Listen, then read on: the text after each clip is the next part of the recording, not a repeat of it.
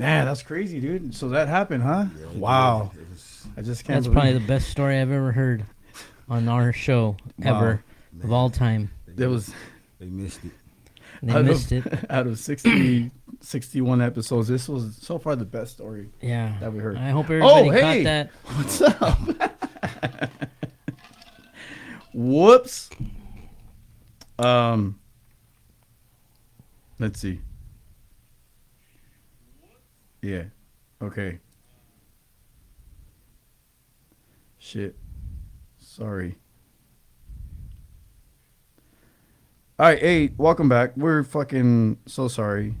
This camera, whatever, we're broke as fuck. Leave us alone. We got to keep stealing equipment from CDC. Couldn't do it today. ISU was doing a. That's Center Disconnect. for Disease Control. Not kidding. I'm kidding. Yeah, sorry about that. But as luck would have it, actually not luck, as it is per usual here in the Hot Mic Studios. Anytime we have a good guest, our equipment starts taking shit on us. Yeah, it's So, a good thing that we have our friend Casamigos just helping us out right now, you know? So, yeah. My tolerance level is like off the roof right now thanks to Cancun. I certainly hope so. I feel like you're going to be slurring earlier than What? than normal. Shut up, Mom! Nah, you're not going to hear me talk. Today is all about our guest, Moore. Robert Moore, retired CDCR sergeant. He retired as a sergeant, right? Correct. Right, as a sergeant, and like I said, like I was saying before, we were so rudely cut off by our equipment. Yeah, keep talking shit about Meta, motherfucker. I was building him. I was hyping him up. So we wanted to have Moore on for a long time. He's been a partner of mine for many years. Got to work with Ariel for a few years, handful of years.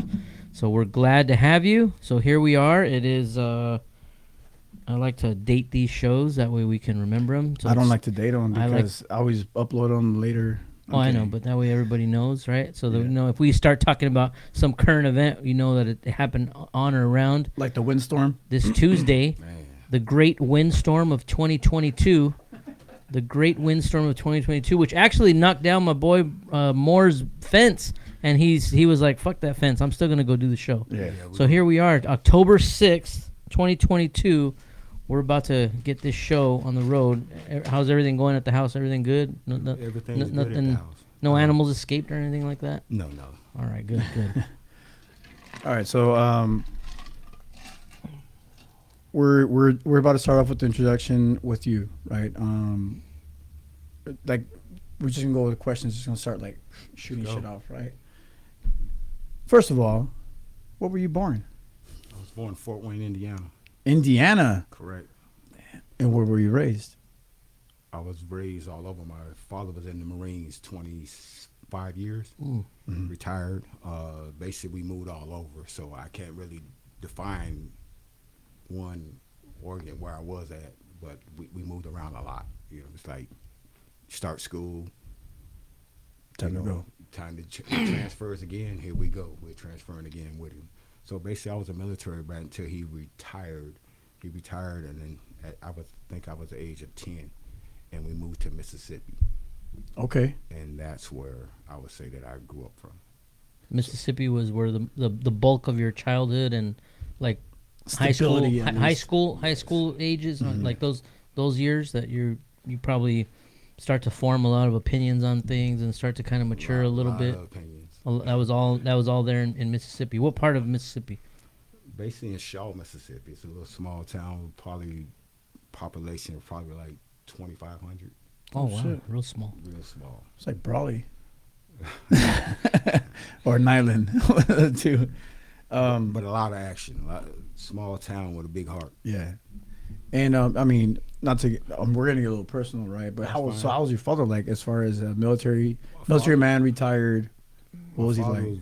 was real disciplined. He didn't speak that much, but he dictated a lot. So basically, what he told you, you did, and that was it. There was no questioning like the kids today, questioning everything that you tell them to do or whatever. But it wasn't none of that. You just did as he said do.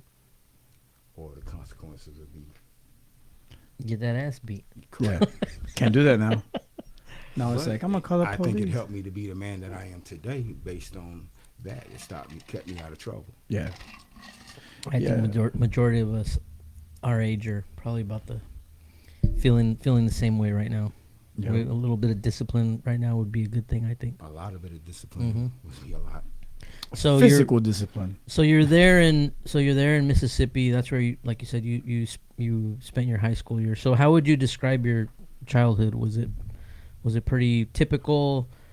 Was it Typical you know- till my parents got a divorce. And Okay. Then I ended up staying with my father, and then it was really difficult because he was a ladies' man, and he moved from woman to woman, and he took me with him. okay? My brothers and sisters.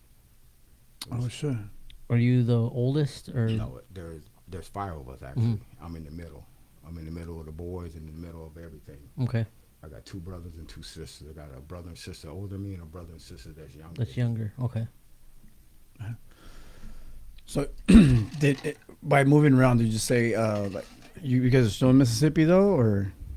Yeah, we were still in Mississippi. We just he meet a woman here and he take us over here. Oh, okay. Then he'll meet a woman here and Okay. go over here for until I graduated high school. Yeah, And then after I graduated high school, I enlisted in the service, which is the Navy. you're in Navy. I did 4 years in the Navy. Got out, the real branch. Mm. I know Oh, you guys Danny. wanna say all these Well, Marines it's wanna the- say No, something. I'm No, I'm not But I know military. you wanted to I'm say not something. military. Yeah, this guy over I here. will be the first to admit that the Marine Corps is a department of the Navy, right? A department. Yes. Yeah. The men's Not a the branch. men's department. They admit that. Oh. now. The men's department. It's not a branch. It's a department. It's not a. We'll Okay. take that. While we saving them, while they in them foxholes, and we What are shoot the, them. what are they, there's, I can't remember what movie it is. I ain't got nothing against the Navy. Those guys, whenever we got to go fight a war somewhere, those guys always give us a ride over there. So We'll take it. We got paid the same. What year We was didn't this? What year was when you were in the? I was in the Navy from 1988 to 92. 88 to 92. Yeah. Fuck, how old are you? 55. I'll be 55 October 15th. Shut the fuck. it's Oh, almost his birthday. You should have brought him a cake, man. you want some cake? No, man. When's were you 55? When? October 15th. That's like in 5 days. Yeah, I'm telling you. Oh my We should have god. done the show. You're on his birthday. 55, bro. I'll be 55. Jesus. If you guys, I mean, because our audio listeners are not gonna see you. You're Comeaños, as they say, right? Tragaños. Don't do that, man. You know what that is, right? No. Tragaños means like you're eating the age, bro. Like you put lotion on. I mean, you look young as fuck. I appreciate it. He did Damn, mention dude. earlier he was working out. Oh, okay. So he He works did out. mention that. That was a joke. We look. They put us side to side right now. I think I look older than you. No lie. Oh my god, I'm not flirting with you either. But Jesus, He might be. He 50. gave me his cup, y'all. and Cash on. I'm trying to show the 49ers. I'm going to So- show the 49ers side. yeah. So so take us back to high school. We were talking a little bit before the show started because besides we talk about what your upbringing was like and kind of getting a general idea of what it was like. I mean, me having been in the Marine Corps around the time that you were in the Navy, well, a little shortly after, so I kind of have a general idea of what your dad was probably like. So it was very strict, very disciplined, Yeah, real strict. right? And so, at some point during your high school years, your dad starts working at a prison. Correct. My father started, after he retired, he started working at Parchman. Parsham? Parchman is in Mississippi. And I'm you gonna probably look that heard up of real it because quick. they've been having a lot of problems out there lately. What type of problems? They've been having a problem with, cell phones, the same problem that happened in all the institutions throughout Okay. the country.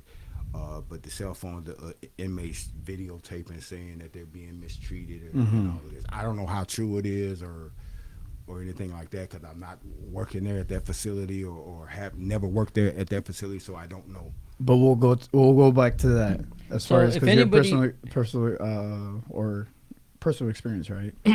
If anybody, I think if you think of Mississippi prisons, everybody thinks of Angola. right? Is that in Angola's Mississippi or in- is that No, Angola's in Louisiana. okay? So and for whatever reason down there they call them farms. Like Angola, they call it the farm. And I looked it up. I looked Parchment up right now, and they call it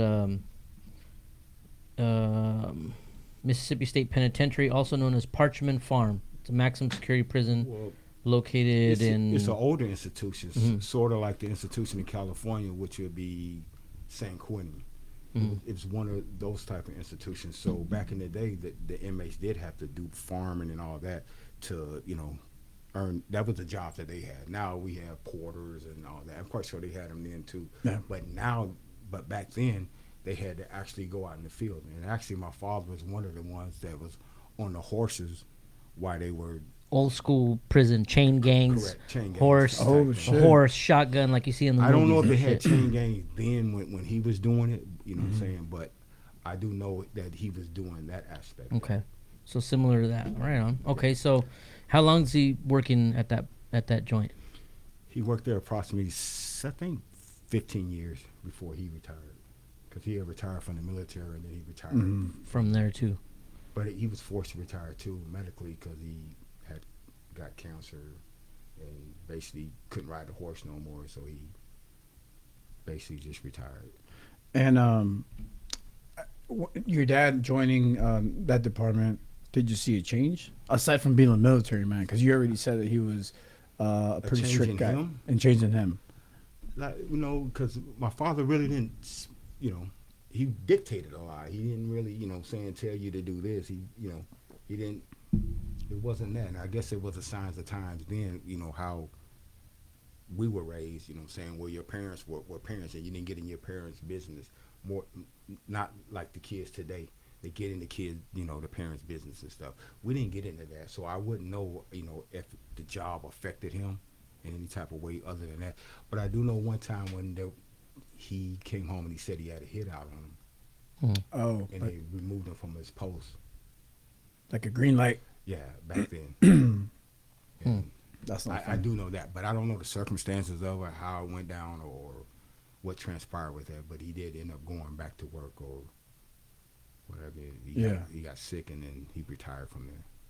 And so he's working there at the prison around the time that you're in high school. What age was that? Like around high school age? High school age, I Okay. was probably. He worked there for 15 years, so it was all my high school years. Until he actually worked there as I graduated from high school and went on to the service. And then you were mentioning to me too about they had some inmates came over to like a scared straight program or something like that too. That Me and my father had a talk about corrections. He wanted me to go that direction if I stayed in Mississippi, because my thing, I had scholarships to go play football, and he pushed me more towards the military, and that's the choice that I did. But we had to talk about corrections. If I stayed there, he wanted me to go that direction, but when I chose to go to that direction, I was kind of scared, leery of it. I didn't know anything about it or anything like that. And he told me that basically he tried to manipulate me to do it. He told me that I wouldn't be able to do it. You'll be bringing stuff into the inmates. You'll be one of them cops doing something dirty. But like I said, that was his way of trying to talk me into trying it out because he knew who I was and how I was. Yeah. So, and I still didn't pay nothing to it. But like a couple of weeks after that, we had something in the high school, like a program or something, and some inmates came down from Parchment, like a little scare straight type program. And they had all the seniors and juniors. Like I said, I grew up in a small town, which was population of 5, so 2,500. So we only graduated when I graduated, we graduated like 67 people. Oh, shit. So we had the juniors and seniors in the auditorium, and I wasn't paying attention. I was like, man, I'm 8, 16, 17. What can an inmate teach me? He can't Right. teach me anything. I don't want to hear this. So I'm in the back acting, doing what I do. I'm playing with a girl, And the inmate called me out and called me to the stage. And he told me, I'll never forget, he told me, hey, see this dude, he ain't paying attention, he ain't listening. When he comes to the prison, if he comes to the prison, he'll be washing my drawers. I'm like, washing your drawers. You know, when you're 16 to 17, Yeah. everything just perks up. Man, I ain't washing no drawers. I ain't washing nobody's drawers or nothing like that. But he got me to pay attention to what he was talking about. And basically what he was talking about was what got him into trouble to come to the prison. You know, and how he got there, how the people he was hanging around with, and the things that he was doing. And I understood that a little bit more because I started listening and really paying attention to what he was saying. And it did kind of, you know. So it kind of worked. His little tactic worked. Yeah. Right? No reverse psychology. It did, but I went to the service. And when I got out the service, I ended up running into somebody that had an application for CDC. And my dad was doing this in Mississippi. He told me I couldn't do this. So I said, man, okay, I'm going to match you one. I'm going to do it in California. You did it in country Mississippi. I'm going to go do it in California. Get big money. Yeah. So I put my application in, made it to the academy. That was a shell shock because the academy is different from what it is today. Yeah. Academy is... I'm still stuck with the prison taking inmates to the high school. Like, I like that idea. Like, for real. Like, dude, imagine it's no more than a scarce rate program where you're bringing kids to an institution. to Yeah, an institution. that happens still. Like, they still take kids. But I don't know. I don't know how they classify the inmates. I know in California we got level 1s, level 2s, Yeah. 3s, and all that. And I don't know But, I what's the mean- classification of those guys who came to Yeah. the high school. I don't know. But if you think about it, you know, things have changed here in California. These level 1s were last year some level 4s, level 3s. Like, these dudes are dropping points like they're dropping fucking peanuts, dude. Like, it's crazy how it's happening now. So you just don't know. And it's not even level 1 anymore. Now it's like NDPF, you know, non-designated program inmates. Yeah. So it's like, it's a mixture. You just, yeah, they're classified as level 1s, but that's a very interesting point you're bringing, that back then you were able to see, or that experience that you had, you were able to see inmates to come to your school to speak. And I think that'd be cool, because in small populations, cities, But there's a lot of problems. They came there. They had officers and stuff with them as far as the guards. I probably didn't recognize it then, or the security that they had, because I was in high school. I didn't care how they got there, but I know they had security and stuff. And no, my father was not one of the security. I don't even know if he had that plan. It just worked out that way that they came and talked, and I ended up, you know, the dude told me I'm gonna be washing his drawers. If any man tell you you're gonna be washing his drawers, you're gonna remember that. Of course. I ain't washing nobody's drawers. No, that ain't happening. Yeah. So you so we have the timeline, right? So you graduate from high school, and what year was that? In 1987. Okay, so 87 you graduate from high school. You immediately joined the Navy. Yes. Okay, what was your job in the Navy? I was a radio man, communication. Okay, cool. So then you do your 4 years, right? You do your 4 years. Last duty station, you end up here in California, I'm gonna guess, or Well, when I was stationed on the USS Long Beach. It's a new cruiser out of San Diego. It's retired now, but I was stationed there, got out, and from there I worked security first and ran into the application, got the application, put it in, and went to the academy. So you report to the academy, to the Richard A. McGee Correctional Training Center when? Ooh, that was in 95. 95, okay. 95. And then that's a 6-week academy back then, Correct. right? Yeah. Didn't probably change too much from the time I went through. And then walk us through just briefly the process right before, because you're thinking I'm gonna go to this prison, or I'm gonna like, what was that like? How'd you figure out what we were gonna roll out to? Okay, when you first get your application and everything, you get approved. You do all the everything you do to you know, the psych evals and all of that, the fitness test and all that to become a CO. You take the test, and now I'm ready to go to the academy. When I get ready to go to the academy, they send me a letter. You know, they send you with the institution that, you know, you'll be going to that has vacancies for you to report to. So I'm looking at it. I'm like, okay, cool. At that time, I was living in Orange County, so the closest institution that was on there was Chino. So I'm looking at him like, hey, I can Chino, I ain't even got to move. I ain't got to do nothing. I had to drive a little bit to work. I'm cool. I can do that. Yeah. So I make that call. When I make that call, they tell me the only institution they have available is San Quentin, The Q. Centinela, and Calipat. So I immediately look at the paperwork, and they had a little map ladder that they have on there. Yeah. And I look at that, I'm like, oh, it's close to Palm Springs. I can live in Palm Springs. That's how they get you, man. I was supposed to get all of them. Give me Calipat. Yeah. I didn't know, that, where I was going or how I was, gonna, it was just, okay, cool. But, so I sign up, Calipat, I go to the academy. Academies, kind of is, from being in the military, I knew what to expect, so it really wasn't that hard to, You're used meet to the being Yeah. away. Yeah, the academy for military people usually is not a huge deal. No, it wasn't. It's not. You're used to being away from home. You're used to people yelling at you. Yeah. You're used to being I was told. used to that when my Yeah. father. Right. Yeah. Then you're used to being told what time to wake up, when to go to chow. And all. Yeah. So that's Yeah. like whatever, right? So I just So- find it funny. I find it funny. I'm laughing because I'm remembering, like down here in Imperial Valley College, right?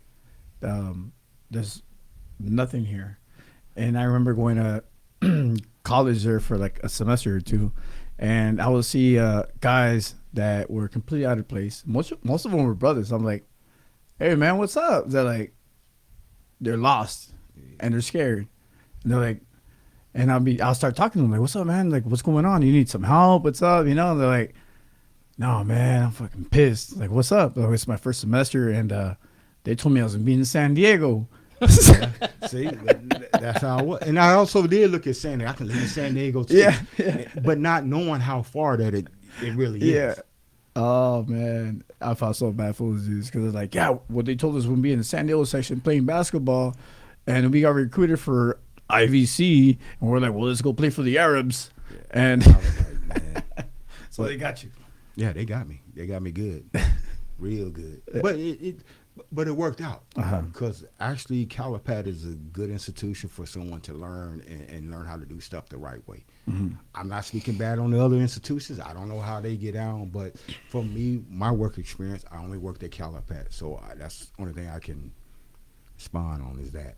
Yeah. But So you graduate the academy in '95. What month? July July. 22nd. And had you come down here to visit at all? I hadn't So seen it, 6 weeks, July, you show up here.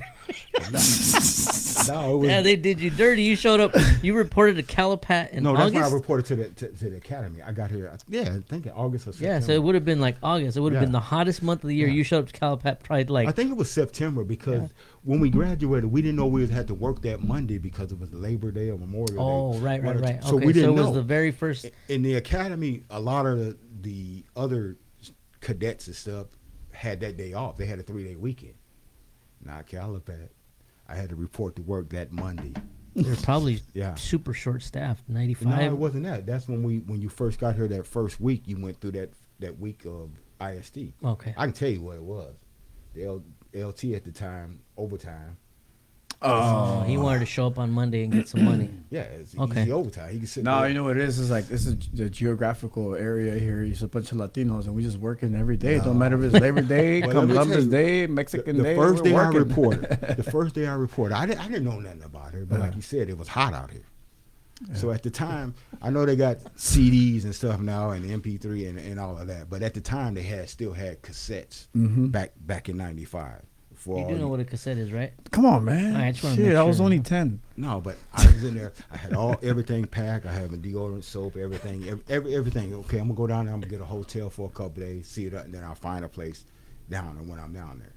Or because a lot of guys was coming down here, finna roommate up, and then do it that way and then whatever. But I came down here. When I came down here, the first day, everything in my bag. I left some tapes out. It had melted.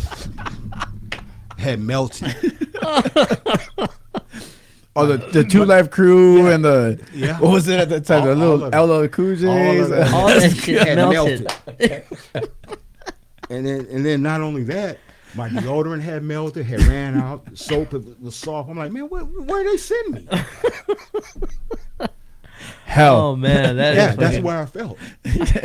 And then we really didn't know we had to go to work that morning. We driving out. It was another guy that lived close to me out there. We commuted out here, and then we said we'll just get a room, split it or whatever. But when we got out, it was like we didn't know we had to work because the other institution was off, and the academy couldn't tell us if we had to work or not. But we, our report date was That whatever Monday. that Monday's date was. Yeah. So we came out on that assumption, and reported to Calipat. Yeah. The hottest day of the year and shit. Yeah, it All was. your shit melted. And you mentioned it was your that first week was what, IST? yeah. Yeah. And how was that? Like I don't remember my. I just felt like it was redundant because we had did everything in the academy. Had already got all our qualifications and everything in the academy. So, and then when we came here, we had to do it over again. But the institution started there. I understand it now, but then the institution had to get their record of you qualifying and all that. Yeah. But back then, when you knew, you're like, why I got to shoot again? Why I got to do this again? I was anxious to get to the job, but at the same time, leery of getting to the job. But did you ever say I know? What do you mean? Like when you went to the yard and they were like, "Hey, this is where the yard." Were you ever like, "Yeah, I know. Yeah, I know. They told us at the academy." No. No, hell no. You were like, not then. Not back Actually, then. it was kind of a shell shock to me. Coming from Mississippi, I had seen racism at its finest. I had seen where, you can go in some of the bathrooms or water fountains and stuff, you can still see black written over there, and Like they painted over they it. painted over, Right. but you Oh, can still see shit. the embroidery behind Right. it where you can still see that. So I had seen it at its finest. Mhm. But when I got to the institution, I hadn't experienced anything like that. It was like the black inmates was coming up to me, approaching me, talking about, hey, the Mexican officer bringing in knives and stuff. You know what I'm saying? And I didn't even understand what they were trying to do, trying to talk me into. I knew now that they were trying to talk me into bringing stuff in by using the race card with me. But I'm like, steak knives? They were saying they would, Mexican officer bringing in steak knives. They're going to get us. And it was just a ploy to get me to bring some stuff in. Yeah. And what was how was it like that first year as a rookie cop for you?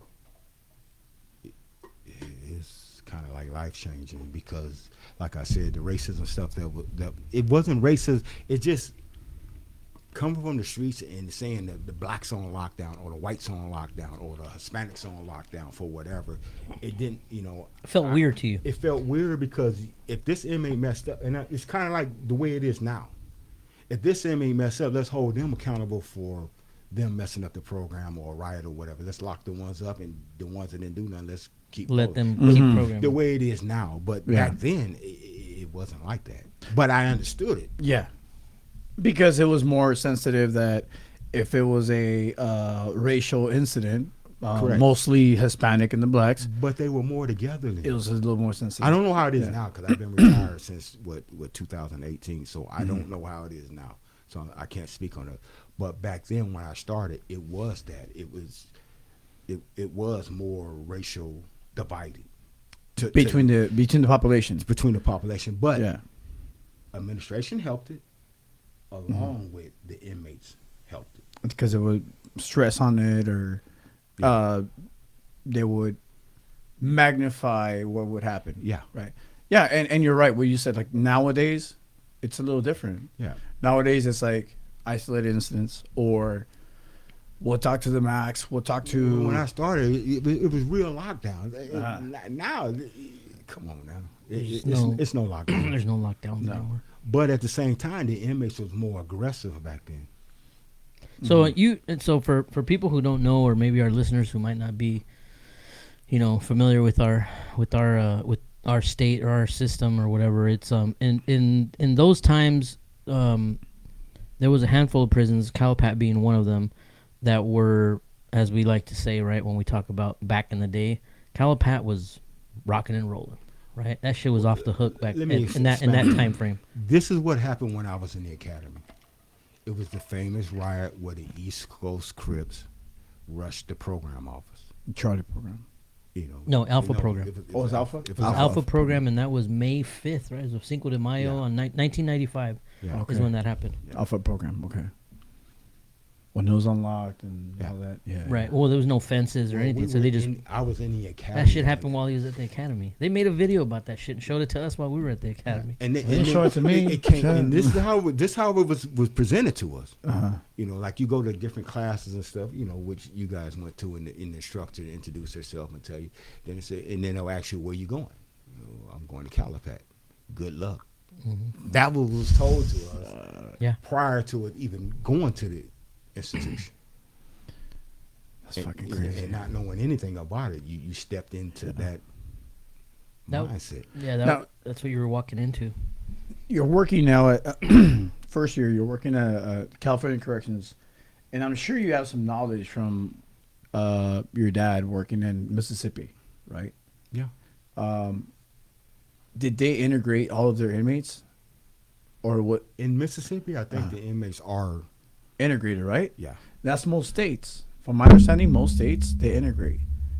Yeah. Here, they don't do that. Well, they're trying to now. And that's They're trying to now. Yes, I'm you're glad correct. I'm retired. They don't have to deal with it. But Yeah, at you're the same correct. time, I understand what they're Yeah. doing. Now it's just they just call them REs, racially eligible, right? But they still house them with whoever the set is, or the whoever they want to live with, just to keep a peace. My personal opinion of all that is this: once cell phones hit the lines and everything, that kind of took a lot away from everything. The inmates aren't together racially no more. You know, none of that, because it's all about money now. Mm-hmm.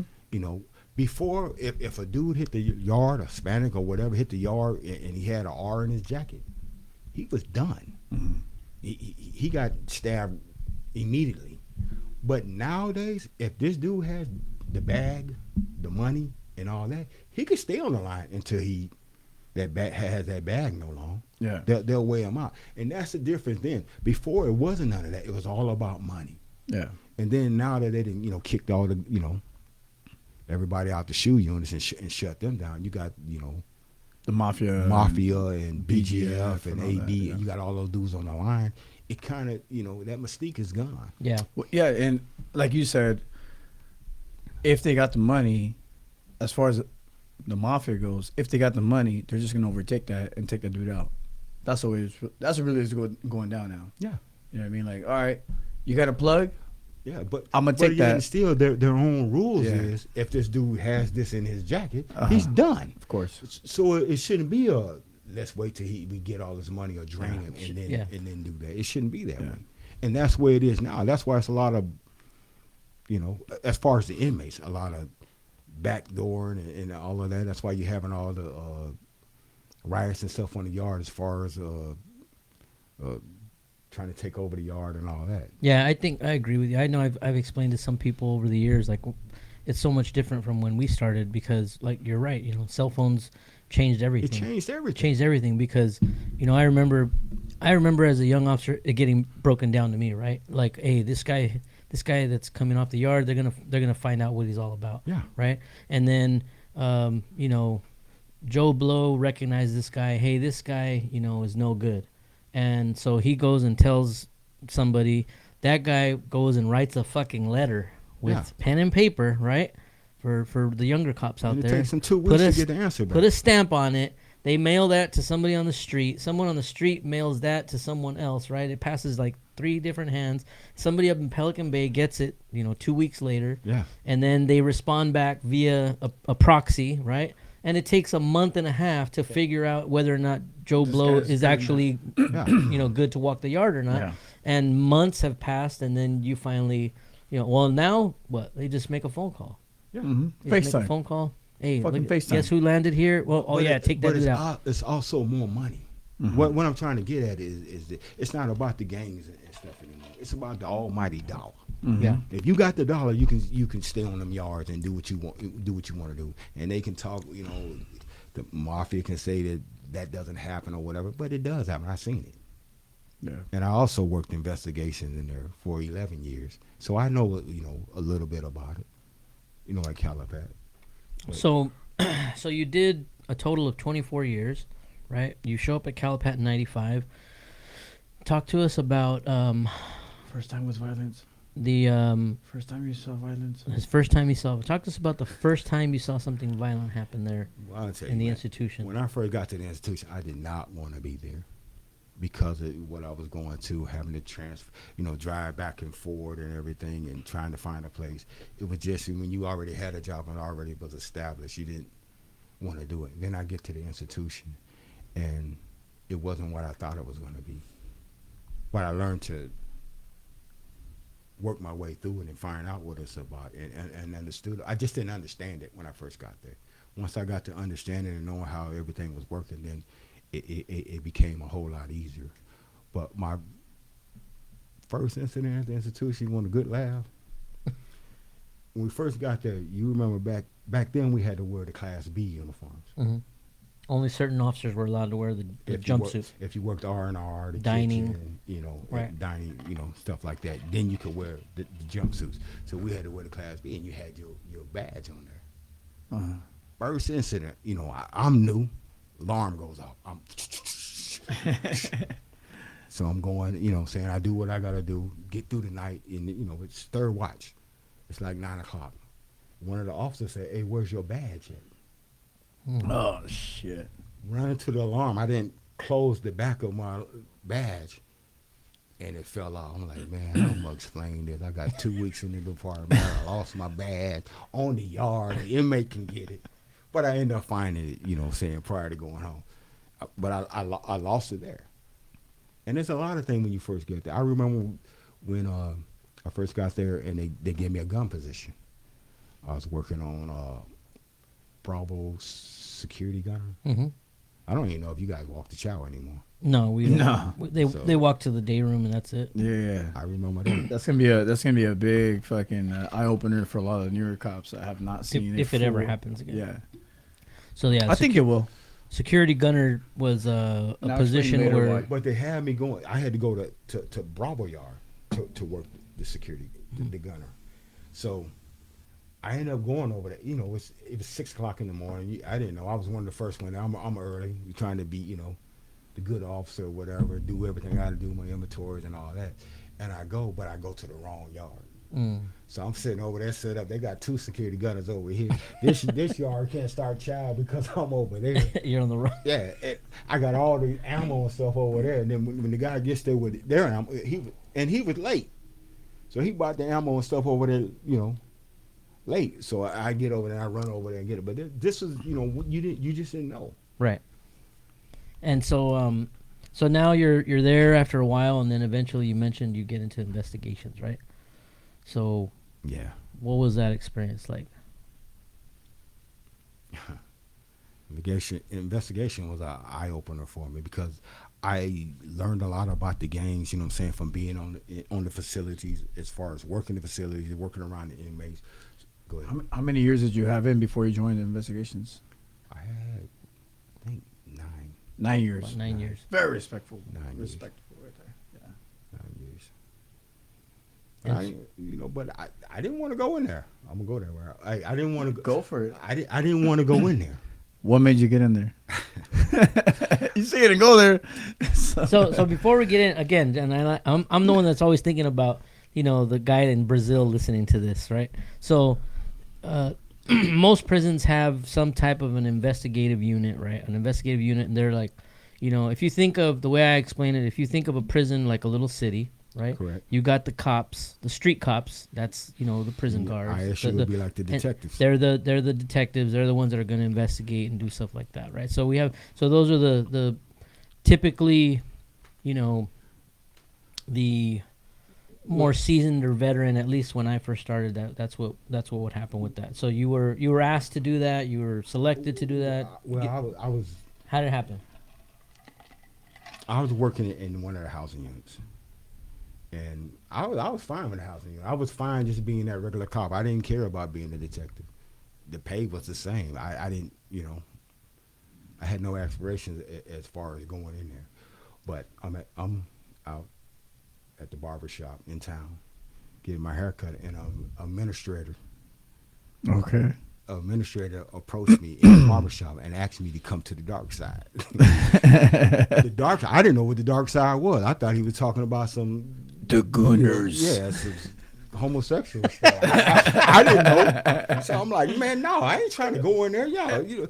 But then he said, no, I ain't talking about the dark side like that. I'm talking about becoming one, ISU, one of my ISU, officers. I'm like, no, I'm cool on that. I don't want to do that. It wasn't that. It was just the approach.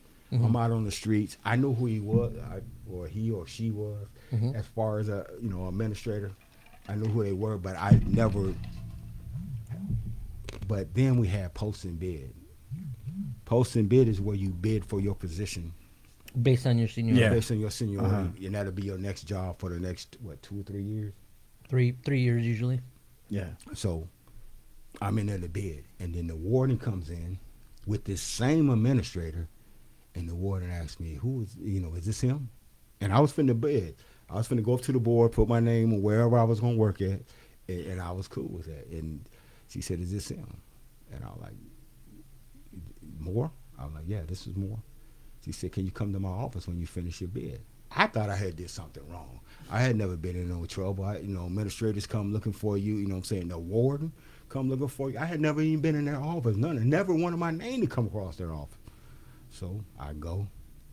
At first, I go to the bathroom because that night prior to that, some of the officers got together, and I was one of those officers, and we had a good time. Can I get one of them? We had a nice little time. Oh, you got one ready. Or you want to? No, I'm good. Okay. I'm good. And we had a nice little time. So I'm thinking, okay, did something happen last night? Did somebody else do something stupid? And my name came up in it. So I'm kind of leery about going in there. Yeah. But I do go in there.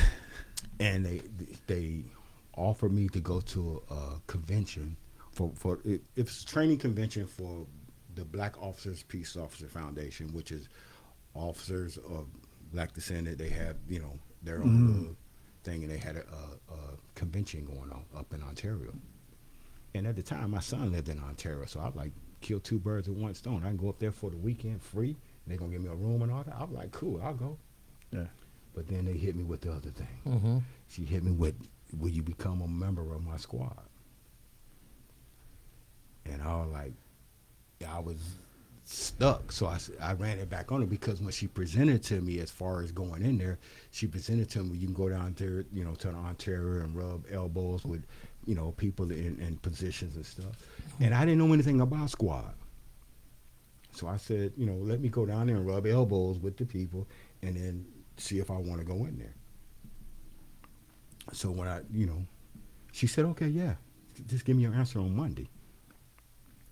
That night, it was Thursday. That night, one of the officers in my unit got assaulted, and I ended up getting assaulted with him. Mm. It wasn't bad, but I had a busted lip. But it wasn't nothing. But I didn't want to go and represent, because she wanted me to go to represent Calipat. I didn't feel like I need to go up there and represent Calipat with a busted lip. So I called her that next day to try to get out of the thing. And she said, what about the other thing I asked you? Mm-hmm. And I said yes at that point, because I felt like if they offered you a position that they feel like you're qualified for that position and you can do the job, but at the same time, I felt like if I didn't take that position and my name came across their desk, it might be looked at, as far as, okay, he's one of the bad guys. He don't want to, promote. He don't want to, do this. Right. So Yeah. I took the position. And it was probably one of the best things that I ever did in my life as far as taking that position. But, it worked out for me. And so what change did you see as far as becoming an officer? 9 years. 9 years is a while before you become an ISU, because nowadays it seems like you just got to have 2 years in and you're in, or whatever, for whatever reason. But not to say that they're not qualified. People are not qualified. I just think with 2 years in, you don't know enough about the job itself to go in there. Your verbal skills aren't really up to par to go in there. So if you don't have the experience to go in there, you don't have the verbal skills, because you need it in that position. You're going to be talking to dudes that And they know what's up. and doing interviews and stuff. And they want to play games, and Yeah, they want to, all of that. yeah. All of that. And you got to investigate real life situations. Yeah, You know, it's all of that. whatever it is. Yeah. So what change did you see? Like, did you think it was exciting? Was it? When I first went in, they set up a raid for us, and I thought that was exciting. I didn't like coming in at, you know what I'm saying. 0 Dark 30. Yeah, I didn't like that, but you know, it was fun when we do it. You know, we standing at the door, they open the door, we running in. You know, you hear Get out, you hear all of that. You hear the inmates whistling, woo, woo, woo. It's Flushing fun. shit. Yeah, right? flushing, and you get on Yeah. the door, and then you bust somebody with a knife or drugs or whatever. I thought that was exciting. Yeah, you were finally doing some like Yeah, like I some- felt like some I real yeah, cop I- shit, Yeah, right? I felt like I was Yeah. accomplishing something. Yeah. Yeah. But the backside of that is you got to do your interviews, you got to do all of that, and be up to par to get that information from the inmates. And I think with 2 years in, you really don't have that. And you know, I had way less time than you as far as investigations go, but I did get the opportunity to interview a lot of people for a job, and I did find somebody that had about 4 years in, 3 years in, who we felt was the most qualified. This is a group of supervisors who came out of that field because of this person's background. So you are going to have your 2-year wonders, you know what I mean? But you which are, is rare. You are going to have that. Yeah. But at the same time, Yeah. a little time won't hurt. 2 years, you know what I'm saying? 2 years. And I'm not saying you need to Yeah. put a cap on it and say you got to have 4 years in the department to go in there. Mhm. But because a lot of the senior officers don't want to go in there. It's just like I told you earlier that they'll speak on it and say, you know, why they put that 2-year officer, but ain't neither one of them dudes put in an application exactly. or a memo It's like- to go in there. So it's Yeah, that's your typical. It's like with everything else, you know. It's Uh-huh. like with everything else. You decide to promote, and there's always those guys that are gonna say, "Oh, why'd they pick that guy up for Yeah. sergeant? You know, he's this, he's that." You're ever gonna Well, have why that. don't you promote? Wow, fuck all that, right? Why aren't you? Well, how come you didn't get Yeah. on tryout for this, or how come you didn't put in for that, right? So that always happens.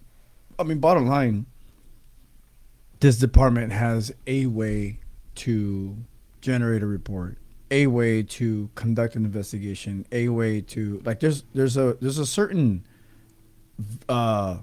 language that we have Yeah. when we're gonna generate a report. And what I see with some of these, because I've been stuck with some of these 2-year officers that join a unit like that.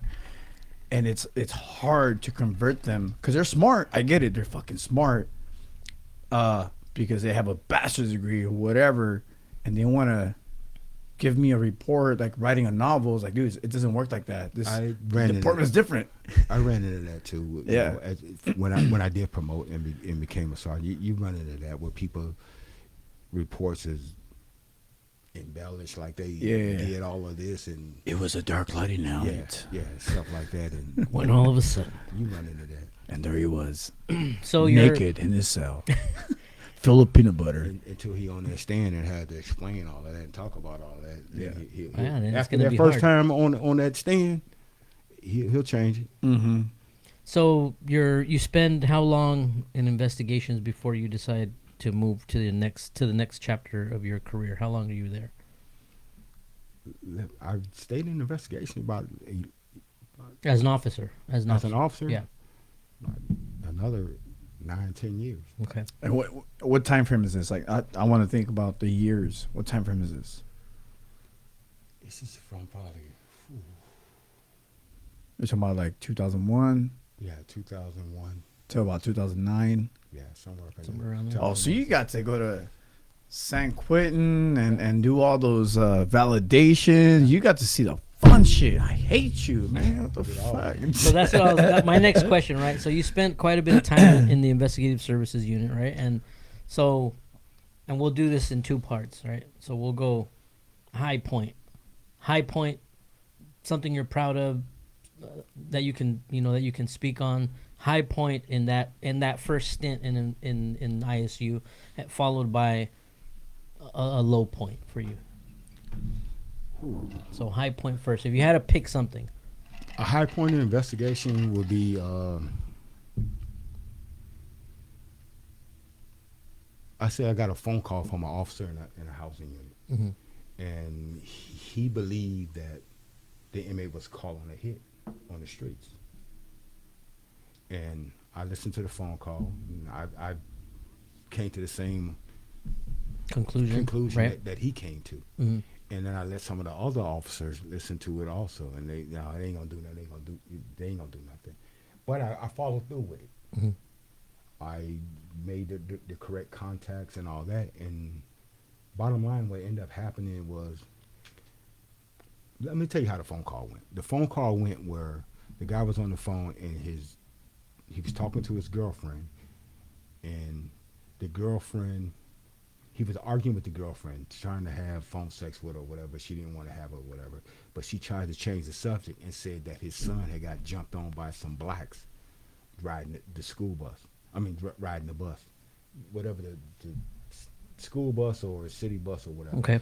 But when they got into a fight and everything, he got beat up or whatever. And she told him that to change the subject. The son gets on the phone and he tells her, hey, this, why are you talking to mom? She just got slapped by so-and-so. But it was another gang member. Mm-hmm. It was a gang member on the phone. It was another gang member that he was talking to saying she just got slapped. And he's like, put her on the phone. He slapped her, you know, and then he put her on the phone, and she was like, why'd you tell him that? And the boy got away with what he got. The father didn't say nothing to him. He got off that subject and got on the subject of what had transpired with her. And he verified that she did get slapped by this guy on the streets, this gang member. And then when she got slapped, he said, no, I want him dead. That's pretty straightforward. Yeah, he said, I want him dead. And he made the phone call to one of the guys, and he called another guy. This is Hispanics too. This is Mexican mafia. He called another guy, and the other guy said, you know, his brother ran the county, but he was locked up. He was in Chino, and he couldn't get an answer for him. And the dude said, no, I'm not doing that. That's not sanctioned. That's personal stuff. We ain't doing that. And the guy that called the hit was finna get out. He had like another week to do. So he said, all right, that's cool. So he could have easily got out and done it himself. Okay. But he said, that's all right, homie. You know, that's all right. I understand, you know, respectful. He got off the phone with him. And he made the girl call another guy on the three-way. When he called this guy on the three-way, this guy was about that business. He said, yeah, I'll do it. But he told him like this: if his head ain't blown off when I get out there, then you know what's gonna happen to you. He told this inmate. He told this guy on the phone that he was gonna kill him. Damn. So it was a lot of phone calls in there that led up to this. So once he told him that, I called SSU. SSU did their little thing. That's our street police that do everything for us on the streets. Investigation on the streets. Yeah. So they did their investigation. They contacted the agency where this dude lived, and the guy that he called was doing robberies out there. He was actually doing dirt out there. He was already doing dirt in the streets, and he was doing home invasions and stuff out there. So the police from that, it was Redlands, they were looking for him, and they wanted to get at him. So with the information, and then when he told him, he said, when he was on the phone with him, I'm backtracking a little bit. When he was on the phone with him, he said, do you have, you know, the stuff to do this with? He said, yeah, I got all that. So he told the dude on the phone that he had a gun in the house, basically. And then when he told the dude that he had the gun in the house, that's when SSU, they ended up getting their search warrant, searching the dude, but they were looking for him anyway, and one of the reasons to get at him, but they had no evidence to get the search warrant. Okay. So they got the search warrant, and they'd find the gun in the house. So they end up putting charges on him, the girl got 17 years for it, the one that made the phone call. The husband he picked up another life sentence, and then the guy that did it, he picked up for all the robberies and everything else. So a conspiracy to commit murder? Yeah. All of them. Damn. So with that being said, the other officers in the unit,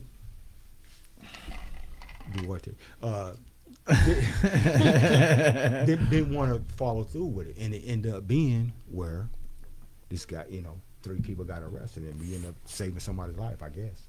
Yeah. The guy on the streets, like The guy went on to so slap I more took people. that. I took that as, you know, personal, you know, like, okay, yeah. That was a That's good. win for you. That was good. Yeah. That's good. Good. That's a good story, man. Fuck yeah, it is. God damn. And that's crazy though. You didn't have that support. And after this, I'll tell you about me not having the same support from the same individuals. But so ISU is quite the ride. Investigation is quite the fucking ride because it is. It's long. It's long hours. It's training. yeah. How does a family take it? Because we have not talked about, I don't know if you want to talk about it or not, but your personal, like your family, like how are you married? Do you have kids? Do you have a girlfriend? I've been with my fiance for a long time, and I think the job kind of dictated why we're not married, because I went through a lot of stuff during working for CDC, and I'll tell you about another incident that helped me, find myself in it. Well, it was a stabbing on Alpha facility. Was this after ISU? This is when I was in ISU. When you were in ISU? I was in ISU. We responded to an incident where it was a stabbing on Alpha facility. It was a good stabbing. At the time, we was on lockdown because the blacks had assaulted staff like 2 or 3 nights prior to that, so they were still on lockdown. They weren't out. 2015? The year. No, I'm sorry, 2005? No, this is 2003. Okay. This is when this incident happened. In Is AR? AR. So when the blacks were on lockdown, there was a stabbing on the yard. We responded to the facility as a unit, and we was processing the crime scene. The guy had got stabbed. We didn't think he was gonna make it, but they're all roaches. They all they all make it. They all make it. And this is fentanyl. He ended up making it. But does this qualify as low point, or are we still high point? Is this still something you're proud of, or is this one of the lower points? I'm proud of it, but I'm gonna get to. Okay, so I got you. Pausing the relationship. I got you. Okay, so when this happened, we were over there processing the crime, so we didn't find the weapon that the guy had got stabbed with. It wasn't that many out. It wasn't that many inmates out there at that time. We used to strip out the yard. Mm-hmm. Stripping out the After yard an incident consists of every inmate on the everybody facility on the spot get stripped out. Yeah. Butt naked. We searching for the weapon, and we didn't. We finished one side of the yard where the guy had got stabbed. We went to the other side of the yard to do it, and the guy was on the weight pile. When he was on the weight pile, one of the officers was starting to strip out on the other side of the yard when he asked the inmate to get up. Yeah, to get up, for the strip out. The inmate turned around to the fence. He turned around because he had a weapon on him. And when he turned around, the officer stepped towards the inmate. So when the inmate turned around, he was trying to get rid of the weapon. He had the weapon out, trying to throw it or whatever he was trying to do, but the officer was up on him. He ended up getting into it with the officer on the yard. So the officer ended up fighting on the yard. So we ended up fighting, and all the yard jumped us. As officers was running out of A5 was on that side of the yard, and they was running out of that unit, other inmates that was out on the yard started tackling officers on the yard. The gunner was shooting. I think 2 or 3 of the gunners shot. Mm-hmm. This is Hispanics? This is Hispanics that jumped us.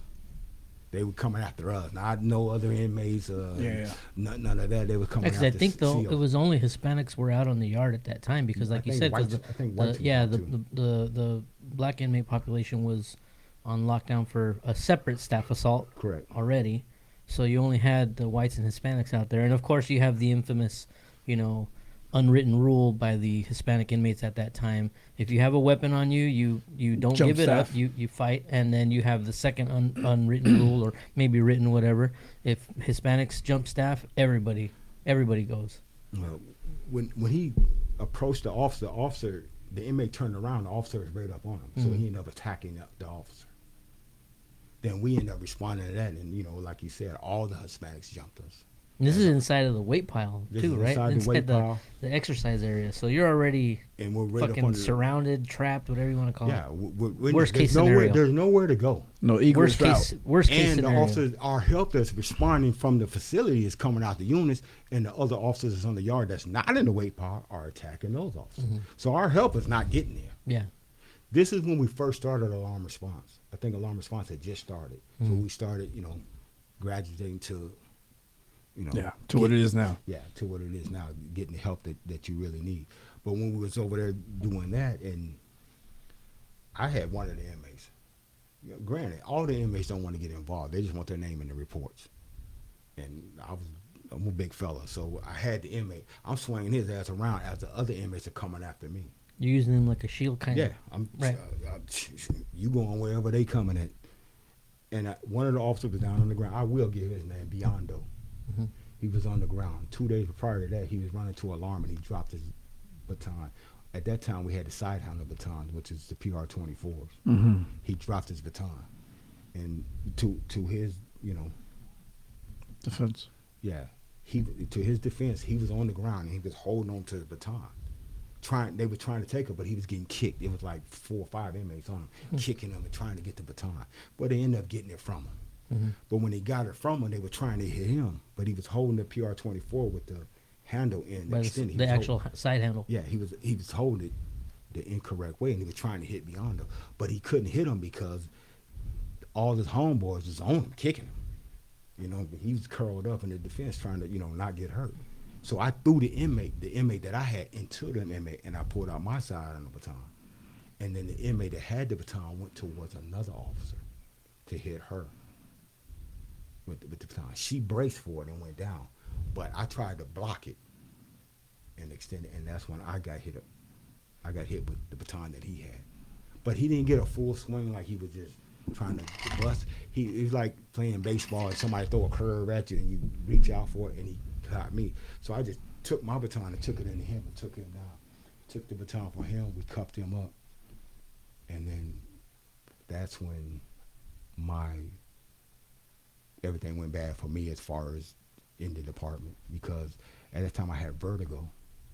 When I got hit upside the head, I was still on the yard, still trying, but I didn't know how bad it was because your adrenaline is still going, so you're still in the Survival fight. mode. You're still in the fight.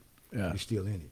But when things started coming down at the time, we still had the MTAs, and they came out. And more, are you all right? Are you all right? I said, yeah, I'm all right, but I got hit upside the head, and I had a big knot upside my head. No, you need to go. He needs to go, and they took me off the yard, and that was one of the times when we were sitting up in the infirmary, which is the hospital, for people that don't know, it's the hospital that's at the institution. We were sitting in there, and the inmates were being treated.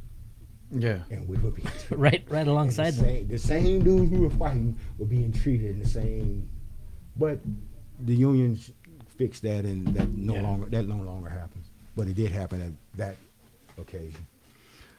But after that happened, that's when everything went bad for me, because I had got vertigo, and I came back to work too soon. After that, workman's comp had cleared me, and I came back to work. After the swelling and stuff went down, but I didn't know I had vertigo. So I was at work, came home one day, and went to pick up my child, my daughter, and just got dizzy and Lost fell. your balance. And that's when I fell and broke my hand, and got a screw in my hand now Mm-hmm. from that incident. And So there was a lot of staff involved that day. yeah, A lot of staff. I remember that. I think 3 or 4 staff retired behind me. Yeah. You had. I distinctly remember a couple guys just being fucking dogpiled on Yeah. in the middle of the yard, and I remember guys jumping over the fence to try to get to the officers. Yeah. Jumping over that center fence. That's before they put up the electric foot. Yeah, the razor wire. Yeah. And so and I still tell people to this day when I'm giving the tours or whatever, and I tell them, you guys look at that, there's everything here is for a reason. 1995, these guys rushed the program office. The Yeah. year you're at the academy, that's why we have these fences that separate the track. Yeah. Right. in 2003, we had this massive staff assault with Hispanic inmates on staff, where these guys were jumping the fence to get to staff to assault them. Yeah. That's why you can see clearly where the fence has been extended another 3 feet, Yeah. and then they added razor wire. So these guys, it's always reactive, always, this is why we do this because Yeah. of this, right? And use it, try to use it as a training tool. But yeah, it's those memories are always there. But after that incident is when things started, deteriorating for me, probably at home and all that, because I had vertigo. And what happened was I came back to, I was a soldier. You hit me upside the head, the swelling going down. I'm good. Mm-hmm. And I went back to work. And I had the vertigo where I would get dizzy and I fell out. Broke my hand when I fell out. And from then it was like waking up in the morning, trying to see if I was dizzy or not. I'm sitting on the side of the bed trying to see how dizzy I'm going to be, how it's going to be. And then what got me better, they was giving me medication. When you go through workman's comp, you see a lot of doctors, and all the doctors prescribe you medicine. Right. And some of the doctors prescribe you the same medicine. So I was taking all this medicine and stuff, and it started messing up my stomach and all of that. It started messing up my stomach. That's where the bubble gum come in. The bubble gum? Yeah. That's where my AKA came in, with bubble gum. But it just living, through that experience, and then being assaulted before on several different occasions and stuff, I ended up being diagnosed with PTSD. During that time? Not at that Or time. later? No, later. Not at that time. It was real later than that, because I came back to work. I actually came back after I came back to work, and went through the vertigo and all of that. I came back to work and I got walked off. For what? We came in. I was still squad. We did a raid, and I busted somebody. Had a weapon. I'm talking noise at the time. Crabtree was my lieutenant. I mean my sergeant. Then we had busted somebody. Him and Basil, Richard, and I had busted somebody. I'm happy. I'm talking noise to the other officers. Competitive type thing. We hit a cell. You got a weapon. I got a weapon and drugs that day. So I'm hyped. I'm like, I'm the king. I just busted this dude. And then Crabtree came over to me, man. He was almost crying. I'm like, what's up, man? What's up, boss? You're done. I'm done. I'm still doing the cell search. I'm not finished with it. Yeah. And that's what he told me. He said, no, we got to take you up to a workman's comp.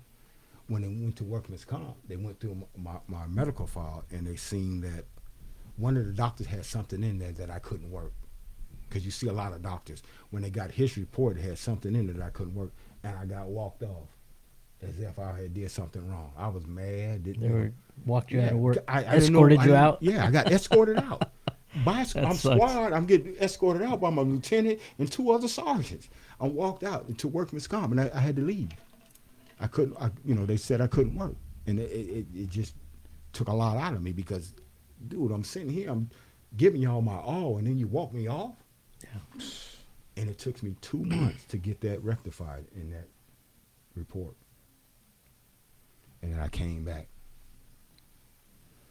And when I came back, I was just dealing with a whole lot of stuff. Saying it got to the point where, because there was other things, other incidents. Being from squad, you respond to incidents and all that. And I was running for a minute. When I left squad, I was running. That's why I promoted to sergeant. I promoted to sergeant because I was running, because when I was going to the incidents and what I was going through during the incidents, it is the PTSD. But That you didn't know at the time. I didn't know. I didn't attribute PTSD to what we do. I was always attributing it to Military. something like that. So I didn't know what I was going through. But one night I woke up and I'm grabbing my significant other, my wife, by the neck, and I'm choking her. I'm hollering, "Get down, get down!" And she woke me up. Good thing we weren't in an argument or something prior to that night, because she was swore that I was trying to hurt her, but that wasn't the case. And then for a minute, for almost 2 years, man, I wasn't sleeping in the room with my wife. I was sleeping in the other room, because I was scared that I might go back to that, and I didn't. Fuck. But I didn't know what I was going through. I didn't know. God damn. And then I went to one of your classes and you talked about it. So you was talking about PTSD and what you had went through and, other things that had transpired, and it hit me. But I still wasn't ready. Man, I ain't weak. I ain't got that. That's military stuff. That's and typical. And I still was like that. Still was going out there getting it. So, but at the same time, when I'm going to alarms and stuff and seeing stuff, I can respond and I can still perform and do my duties, proficiently. But inside, man, I was crying. I would walk around like they threw a grenade or something. I would walk around in that. Oh, it's the pepper spray. But actually, the emotional aspect of it had me, and I didn't know what it was. I didn't know. I was, like steady going, but I didn't know what I actually had. And then I'll give you his name. He's a good friend of mine, Captain Silver. He knows me, a good friend of mine. He's seen it, and he pulled me. He came to my office and he sat down and said, "Hey, Moore, I need to talk to you." And he told me, "Man, you might want to go talk to these people." And I went and talked to the people, and that's when I was diagnosed with PTSD. But I still wasn't. I still was trying. What year was this? What year was this when you were diagnosed? This is like 2018. So this is almost retirement Yeah, time. this is. I just walked out. Yeah. So I'm at the job. I'm doing what I got to do, and I'm diagnosed with it, but I still don't know what to do. I don't know who to talk to. I don't know who do you go to in administration and talk to and say, "Hey, I'm diagnosed with this," or whatever. I didn't know. It wasn't tied to an incident, so it wasn't no workman's comp thing. At that point, it wasn't. But who do you go talk to? I'm stuck. At that, but I had left squad, promoted to sergeant. Yeah. Moved around in sergeant for a minute, and I'm still trying to hide it. I'm on Delta Yard. We had a murder on Delta Yard where they almost Decapitated the guy? Yeah. You remember that incident? They almost cut the dude's head off. I'm the sergeant. I'm responding, and this dude is standing there with. That the Asians? It wasn't. He was a Samoan. Samoan, So it okay. wasn't. And so what sucks about that whole situation, right? And it's something we've talked about in the past, right? Is that you try to do, you don't understand what you're feeling. You don't understand these emotions. You don't understand what you're going through. Why do I feel this way, right? And so you do the best thing you know how to do, which is, you know what, if this makes me feel some type of way, I'm gonna avoid that, Yeah. right? So And you say, running. I'm gonna promote to sergeant, Yeah. right? This should be cool. I shouldn't be having to deal with all the stuff that I see as a security squad officer. And then you go to D yard and have almost guy get his head cut off, right? So there's no running from it in our line of work. It's not. Yeah. Go ahead. And during this time, because I'm peer support, right? During this time, Did you say beer support? I'm peer support and beer support. All right. Have you ever been like offered EAP? Have you tried those services? Because I'm gonna be like fucking straight up with that right now too. No, and that's know? cool. That's cool. But the way we're trained and everything, that's a sign of weakness. And you don't want to Yeah. come. If you put it out there, the whole institution know, oh, that Moore is weak. Yeah, he yeah. ain't gonna do nothing. Because this is my fight. and You're it's judged hard. by your last incident. Yeah. Now you could do 175,000 things good, but that last incident you mess up on it or whatever, that's what you're judged for. Yeah. And I didn't know who to talk to. Yeah, I always preach about EAP and to get assistance without I know that. about it now, but it needs What to I'm be. saying is like I actually, I want to say, 2 months ago, I'm like, let's check out this EAP. So I go on, and it's supposed to be easier than before, because before you call it, and it's like a bunch of waiting and whatever and this and that, and now you can go online, and you can set up an appointment, for whatever, right? Because we all got some fucking screws loose in our heads, right? Right. So I'm like, okay, I'm going through some shit. Let's check it out. To this day, I haven't gotten a response. 2 months. It's been 2 months. But for me, I didn't. So I'm like, I knew about all of that, but yeah. I just left squad. How do I do it? I'm running from it. I promoted to sergeant so I can look at the incidents in a different manner. You know what I'm saying? Because now I'm more responding and okay, you need to do this, and making sure all this get handled. But it still was affecting me. Yeah. So I said, you know what? I'm gonna leave it. I went to the visiting sergeant, and I was cool there because I wasn't seeing it. And I got back to my old Holly where I'm busting people in the visiting room and all that. So I'm feeling, you know, myself like, oh yeah, I'm back. Still to this day, one of the best business sergeants. And then squad calls again, and We need you. I know, but I you You, know, you want to go to a convention? it was Similar to that, huh? yeah. They dangled Because something. I didn't want to put. I'm cool. I'm in visiting. I'm cool. I'm getting bussed every weekend. I'm having fun. Mm-hmm. You know. I'm cool. But then they asked me to go squad, and I did. And that was one of the worst things I ever did. So you went back. You start seeing Now, that stuff again, or now, replaying. but I'm already things, or- diagnosed with PTSD when I go back. Are you diagnosed to the state? Yeah. How do you do that? I have to tell you off the camera. You got I'm about to fucking write some notes down when we're done from here, because You just go to you just go to your doctor, and once your doctor do it, then you bring it up to workman's comp. And then workman's comp, they may deny you the first time or whatever, or go through it or whatever, but whatever your doctor says, basically what they're gonna go with. yeah. And it's a lot, but I went through it. Pickett helped me out a lot. I know you guys know Officer Pickett. Mm-hmm. He helped me a lot, with what he was going through. Not talking to him, but mentally, what I'm saying, his Facebook page and everything that he was posting and everything. Because me and him was good friends, real good friends, and we still are. And just seeing what he was going through from afar helped me a lot from what I was going through. When his house and all of that was transparent. Yeah. I was going through some things myself, and I wanted to reach out to him back, just to talk to him, because I remember when he first started the department, he worked my housing unit, and I wanted to reach out and just, hey man, help me with this. I don't know where to go. I'm lost. I didn't want to go talk to nobody. I couldn't go talk to my supervisor about it, because then I might be judged and then they put me out. I wasn't ready to retire. I wasn't ready to do that. I wanted to do the whole 30. At that time, I wanted to do everything I had to do, and was there over that. But once they diagnosed me with that, and I went back to squad, this is what happened. My first appointment to go see the site, or talk to who I needed to talk to, get help. Something happened at the institution. I was squad, and we had to do a raid. Something happened, and we had to do it now, so I had to cancel that appointment. So that didn't sit well with me. I'm like, man, damn, I'm putting the job before me and my family and everything else. The second time, I rescheduled the appointment. We had a murder. That was on the BR with a... The white boy? Yeah.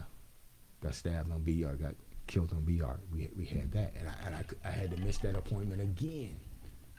So at that point, I'm like, man, I don't know, man. I know I need help. I'm trying to get the help, but I don't know which way to go. I'm stuck. But one thing I do know, I'm 50. I just turned 50, and I'm at the point where I can, just walk away from it and do what's righteous for my family. Because I didn't like the aspect of getting up, grabbing my girl by the neck. I didn't know that was going to happen again or whatever. I to this day, you still don't know. And you still go through that type of thing. But I know I needed to talk to somebody, and I needed to talk to them immediately. Like yesterday. Yeah, and it wasn't happening. I kept getting, from the institution, I kept getting pushed to the left side, and I was doing it to myself. So I was squad.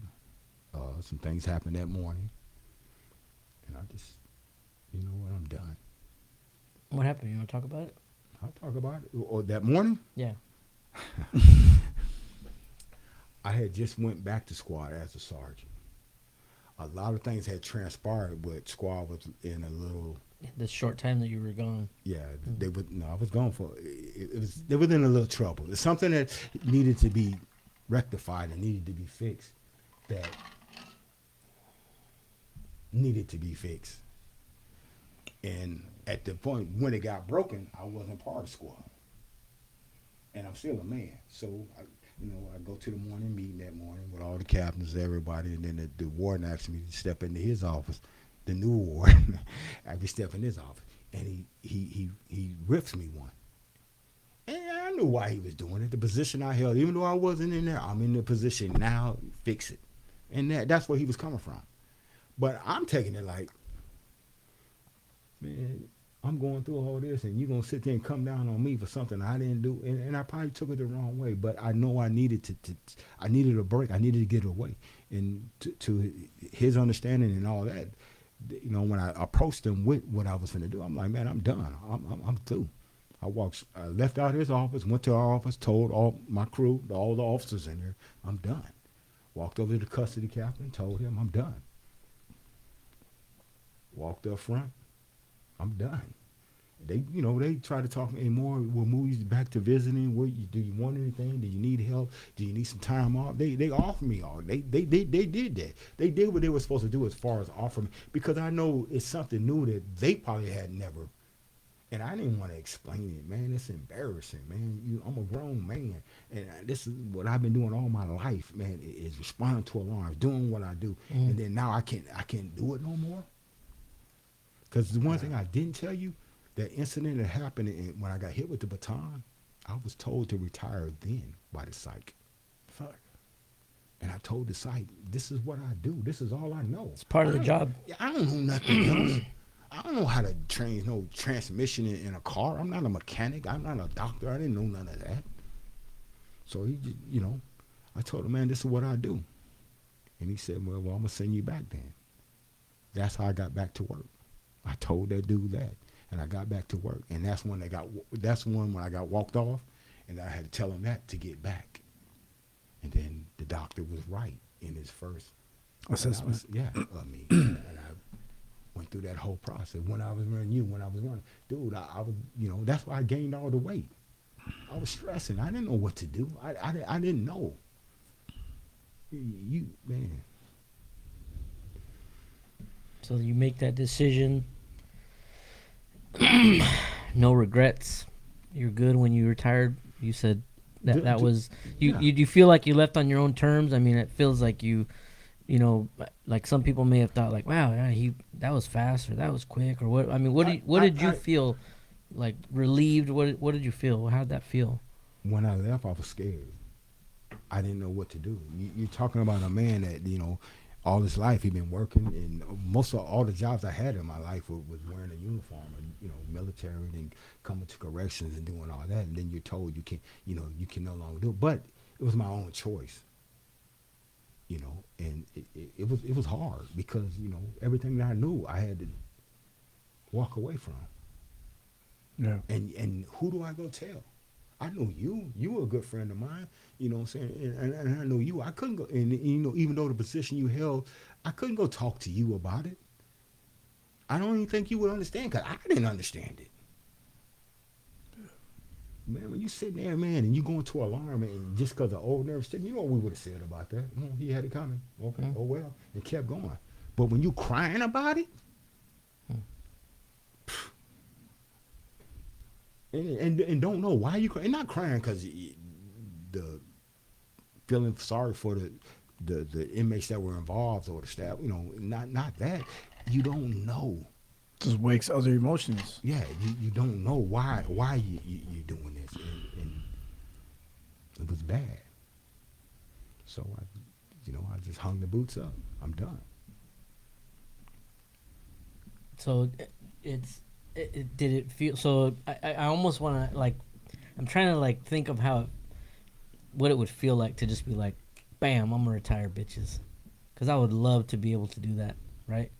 But I got 5 years left at least, and it almost feels like when you did that, it was shocking. I would imagine, part of me would imagine that you felt like a huge weight lifted off your shoulders.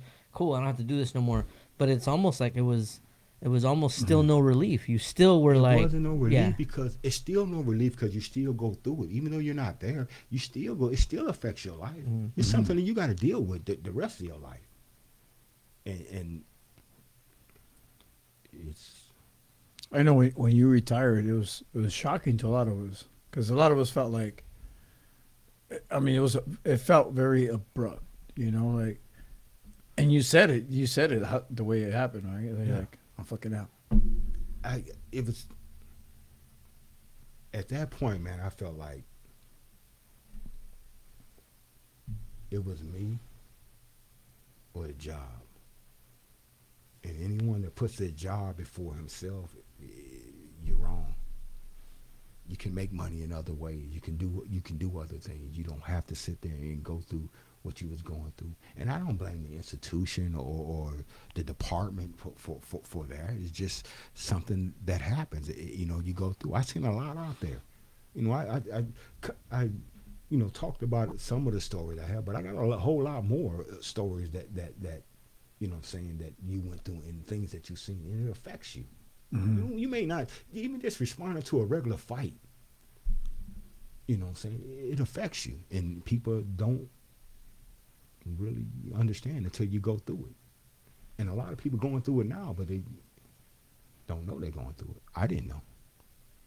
And I think that's one of the biggest points that we try to, push on the show, and I push in my classes is this work is going to affect you. I don't care who you are. It's going to affect you. There's statistics. I bring it up all the time. Most people experience trauma associated with extreme violence, injury, or death maybe twice in their lifetime. Maybe twice. Yeah. Very civilian. As a civilian. Average Joe Blow on the street is going to see Joe Blow or Jane Blow is going to see maybe 2 or 3 instances of real trauma, violence, injury, or death over the course of their lifetime. Think about what we have experienced, right? I mean, 3 violence, injury, or death, that could be a month. 1 month out of 20, almost 60-something years of experience that we have right here, That I know it's recommended, it's identified with military, but they say we experience, as a correctional officer, experience more than what the military does in a day, a month, a year, or whatever, as far as those type of experience. That's a true stat. As far as that, and I don't like bringing it up because I'm not prior military, but the stats are true. I mean, it says it's the stats are there, dude. I can tell you right now that there was, and they're talking about the most recent war. There was a period when correctional officers, after post 9/11, correctional officers were still being diagnosed with PTSD at a higher rate than these guys that were coming back from Iraq and Afghanistan. And not to say, of course, not to take anything away from their service, but it's just you can't argue with the statistic. It's there. All it says is, like, one's not greater than the other. All it says is that we also have to focus on those working behind the walls. Yeah, absolutely. Because we all think, like, just like the academy says, you sign up for this shit. Yeah. And okay, we sign up for it, but I don't want to get my ass kicked out every day. I don't want to get, have mind games play with me every day. I don't want to see violence every fucking day. Like, there's a lot to it. It's the stress comes in is this. How many times have you went to work and you heard A yard's hot? You work in B yard. Yeah. Mm-hmm. A yard's hot. So let your staff know that be ready, because you got to respond over. You don't know nothing what's going on. You don't think that's stress? Mm-hmm. Yeah, because now the whole day you're all tensed up, waiting for that yard to go off, and then your yard may go off. Mm-hmm. They're supposed to check somebody today. Yeah, they're gonna check somebody today. That's stress. Who? Don't know. Somebody. And that's always out there. Yeah. So, are we good? Are we good with the work stuff? Can we transition to? Do you feel like you're at a point where we can transition to how he's started to deal with retirement as he cracks that beer? That's how I'm Has doing it it. transitioned? Are you good with that, or does there's something else you want to talk to before we go to the last segment? I mean, there's a couple of things I want to talk about, like um, the workforce from when you retired to what it is now is different. You I retired know. in I 2018. hear about it. Yeah, it's different, and a lot of it has to do with COVID, Yeah. with the COVID program shutting everything down, and it's actually better. Like if you want to, it's like a straight.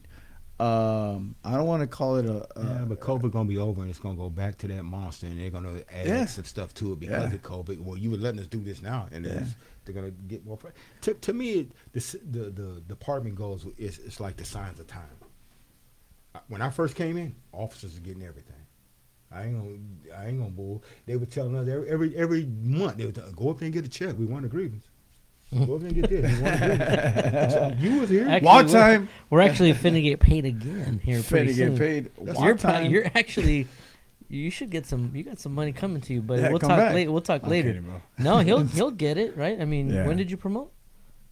This last lawsuit is from 2010 and up. it's from 2005. Oh, From shit. 2005 to Yeah, present for supervisors. Yeah, I was a So sergeant there. yeah, so you're good. But anyways, you were saying? But to me, it's just like a sign of time that we got everything in a period of time. Now the inmates are getting everything, and it's gonna go back. Hmm. Yeah, Now and I've said it in the past too. It's just the pendulum swings, right? yeah. And it always goes from either take stuff away, hardcore punishment. You remember when we had structured punishment work detail? The fuck is that, man? That was I breaking remember that, rocks. breaking rocks. They were breaking rocks behind B yard. Yeah. I actually, makes me feel old as fuck, but you actually are old as fuck. I actually witnessed inmates. I mean, not as old as like- more, obviously, but It's all right. I actually saw, he's like Out the 40, game. dude. they What the were fuck? they were back there breaking rocks, dude, like some shit you would see on a movie. That That's- was punishment. When I first started, if you could not program, they would take you back there behind the wall on B yard in that fenced off area, and you broke big rocks into little rocks. Yeah. You can't do it anymore because now they got to get paid. Yeah. But I mean, There's- that's Inmates have rights. that's where we were at, and now the pendulum has swung the other way to where they're getting everything. Everything is for them. That's how. Man, this how they get. Don't on. let them peer pressure you, man. No, you ain't. Don't let them peer pressure you. We're good.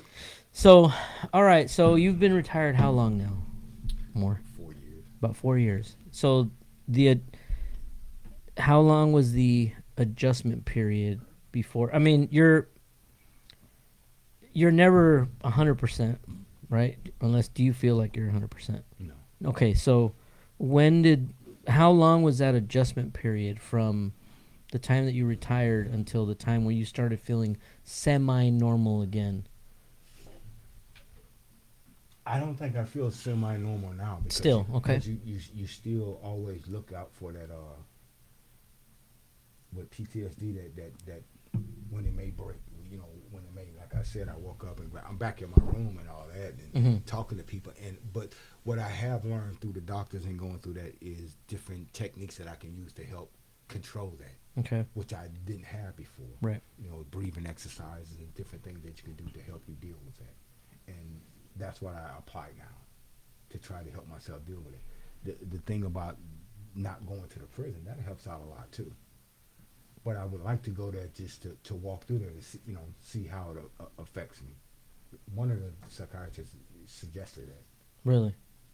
just to walk through to see, because he felt like I was getting better.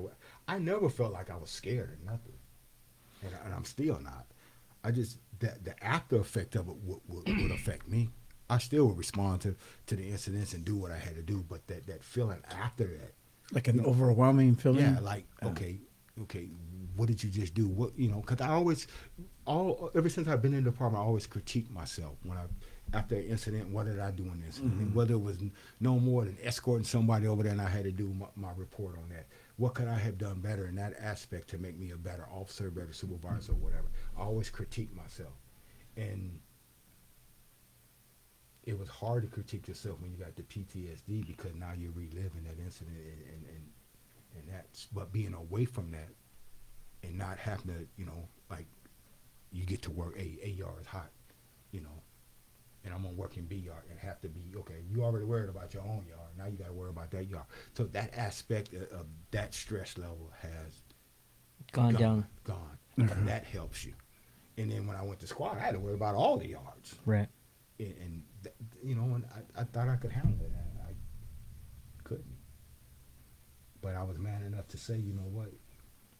Instead of trying to stay in there and help, you know what I'm saying, with that problem, I just ran away from it because I felt like I probably would have did more harm. I would feel bad for myself if one of my officers got hurt for something that I could have did by a decision that I made because of the PTS, the fear of the PTSD Right. or whatever.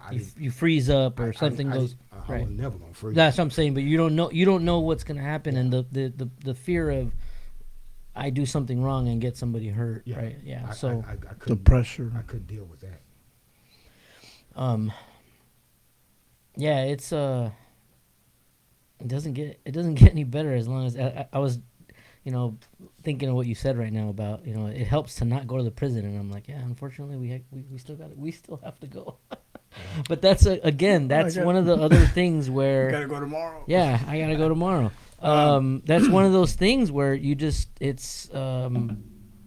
you continue to go back to the same place where that trauma took, where it happened, right? Yeah. Most people don't But have I to think do it's that. I think it's more of accumulated because you know I can't go to one incident and say this is what sparked it. Mm-hmm. I you know I can't. I just think it over the course of accumulation the of year and seeing what you've seen and going through what you're going through and the stress, because people don't understand it's stress when just walking through that gate. I know my mind gets set when that gate closes behind me and I'm walking in. Okay, Parking lot. yeah, what do I have Straight to do? up. Driving in. Yeah. How many of you ever heard holler, get down in your car? Just to, I Yeah. know you all. Like have to warm up. that. To warm up. No, Get you down. play scenarios, all Yeah. that. Yeah. I remember.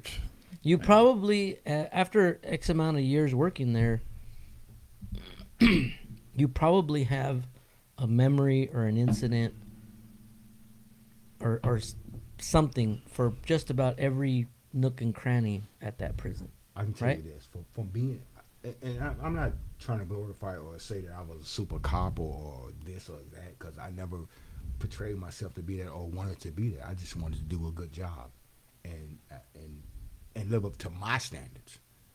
And my standards, you know what I'm saying, got me to where I was in the department. So I was comfortable with that. But it was rough though, man.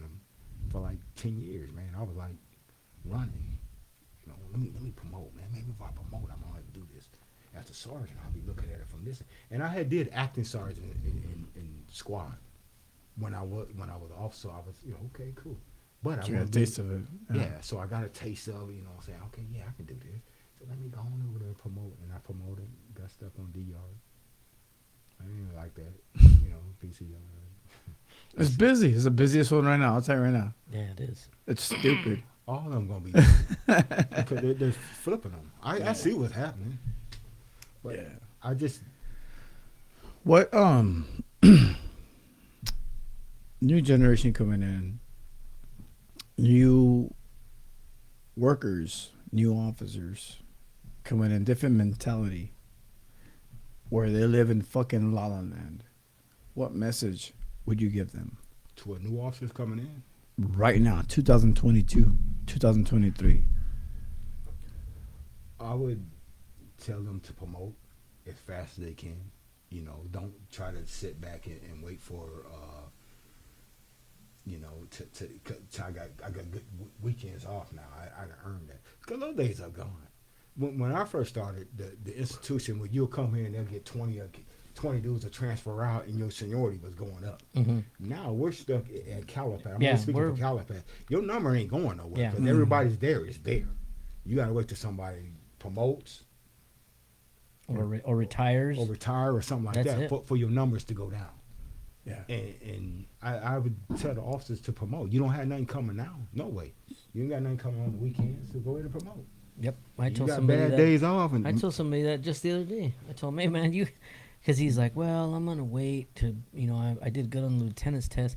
And I told him, hey, man, You ain't got nothing coming as a sergeant right now. Might as You, well promote. you Make might the as money. well got nothing coming as a lieutenant. And the reason Right? why I say that is when you do promote, as you do promote, you start looking at more of the paperwork instead of the actual incident. Mm-hmm. As a lieutenant, you may be out there involved in it or whatever, but as a sergeant or an officer, you're directly involved with it. But if you can distance yourself from it and look at it and just read about it and the paperwork aspect of it, I think that'll benefit you a whole lot better than to just stay out there. For me, I was gone home. I was ready. Okay, we gonna go search the cell. This dude's acting a fool over there. Okay, let's go get him. Let's go talk to him. Let's go do that. I was one of those. I was wanted to go do that. Oh, he's acting a fool in your building. Okay, I'll go talk to him. Send him my way. But it wasn't in a fact where I'm finna jump on it, dude. Right. Yeah. Talking to him and You bring them down a couple notches, Yeah. right? De-escalation techniques. What about them? No, yeah, that's what he's doing. That's yeah. what he's doing. De-escalation. De-escalation techniques, and, Yeah. rapport But building. that's what that comes back to where we're talking about the new officers that are coming in that come in thinking they know everything, or want to like the squad officers want to come in there and promote it with 2 years in. You don't know enough to really promote. Your verbal skills ain't there. To be honest, you probably don't even know enough about The Anything. anything to go in there. Yeah. And as a supervisor in there, you assume that these dudes already know this. I don't have time, when you're squad or supervisor in there, to bring them along. But then the officers that talk all the noise about who they promote or who they put in there don't put their. They don't want to do it. They don't That wanna goes. do That it. brings us right back to the beginning. And you've been in investigations 11 total years. 11 total or more with the supervisory? Well, it's more with the 14? going back into the squad. Somewhere like that. I don't know. Something like that. 14, 15. In your experience, do you think that there should be a limit?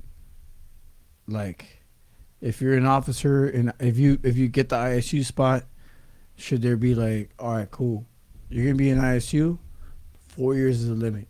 You're done in 4 years. Do you think that? Or even as a sergeant, or you get picked up as a sergeant in ISU, hey, 3 years tops. I think that should be in it. Put out there for it. But if a dude is meeting the expectations or Constantly just smashing. Yeah. smashing and doing what he got to do, then you leave. You don't touch those type of dudes. Mm. But a dude that's in there that's barely getting by or whatever, what I'm saying, that's not excelling in there, then But he's a good guy. don't matter. You need to go. Yeah. You could be a good guy on the yard True. where you'll be more proficient at. I don't need you here with me. I'm not saying that he's a bad, because to me, I look at the department this way. Like for me, I'm gonna use myself as an example. I was a sergeant. I wasn't no good sergeant, and you know this. I wasn't no good sergeant in R&R. I mean, not R&R, but in the Visit. watch office. Yeah, and the watch. That Yeah, ain't you were. me. That wasn't me. You were terrible. Yeah, I'm and I agree with you. I was terrible. I was scared. I didn't don't wanna remember go you in there. working in there, honestly, but yeah, because But- you were but it probably was- were not it trying. wasn't You weren't me. trying to work in there. Yeah, I wasn't. That wasn't me. Yeah. I, You're you an know, excellent visiting sergeant. I remember you visiting. I remember your squad, and I fucking loved you for that. But I could, as the what? Because me, I come to work every day. I'm not gonna be calling you and sitting there telling you calling in sick. You got 15 calling in sick, and they want me to talk to you about this before Right. justify. You call in sick. What you want? I'm putting it down and moving on. I Yeah. ain't got time for all that. Next. Yeah. He ain't got time to justify why he called in sick. That's him. Mhm. He's his own man. Yeah. And that's just my feeling on that. I Yeah. come to work every day. You come to work every day. I don't have to do that. And I think they should fire the dudes that own it. I seen him. I seen dudes that in 6 months' time got 25 calls in sick. Yeah. Come on, man. Anywhere Anywhere else, I was gonna say you would be the same gone. thing. And You'd I'm be gonna say this gone. because now I'm retired. Yeah. You should fire them. Get Actually, rid of them. The union should take a little page out of that book Yeah. because the And I know union you- still protects those dudes. But I know the But I union, agree with you. but I know the union agrees too. But they got to protect everybody. Yeah. And I understand that aspect of it too. But at the same time, I gotta call in sick. Sir, you have no time. I gotta dock you. Yeah. Dock me like you did 2 days ago. Don't Yeah. trip. It's like, what the fuck? You don't think that's disrespectful for officer to tell you that? Okay, Yeah. I got to dock you. Okay, dock me like you did 3 or 4 days ago. Yeah. Come on, you don't think that's disrespectful? Then I what come do to they work say? every They day. cover the receiver. Mom, I'm gonna get docked. Yeah. They're gonna Ah, dock yo. me again. ¿Qué es el doc? Me Yeah. vale verga. Well, a lot of these guys are Fire. young. Get young Fire and 'em. still- You're right. Fire Get rid them. of 'em. Done. They should, but the department invests too much money in those dudes with from the moment they fucking applied. You're still Dude. investing money on them. When they call in sick, you got to pay overtime behind them. So True. you're still spending Yeah. money on I'll them. tell- And they'll be in there 20 years and retired, getting their pension and everything, and only worked 10 years and got 20 years. And just to worth of throw stuff. just so their time at you. Yeah. I got 20. All right, but 10 at actual work. Whatever. I'm not speaking for everybody in the department, but at the same time, Yeah. there are those that are out there, and you know who you are. Yeah. Quit. What else? What other notes have you scribbled over there in your chicken scratch? My chicken scratch. I mean, I'm pretty much done, man. Like, dude, this has been. I been had amazing. I had another thing to. So you asked what you would tell He's waiting the for officers, shot. right? What you would tell the new officers. You told the new officers promote as quickly as possible for their career. Is that a two-part thing? Is it promote quickly as possible so that you're not down in the trenches so much, or do you have separate advice for them for their mental health? Like, because these guys, they got to do a gang of time now. It's not like us where 57, man. they got we could work till I 30 think years they- and that's it.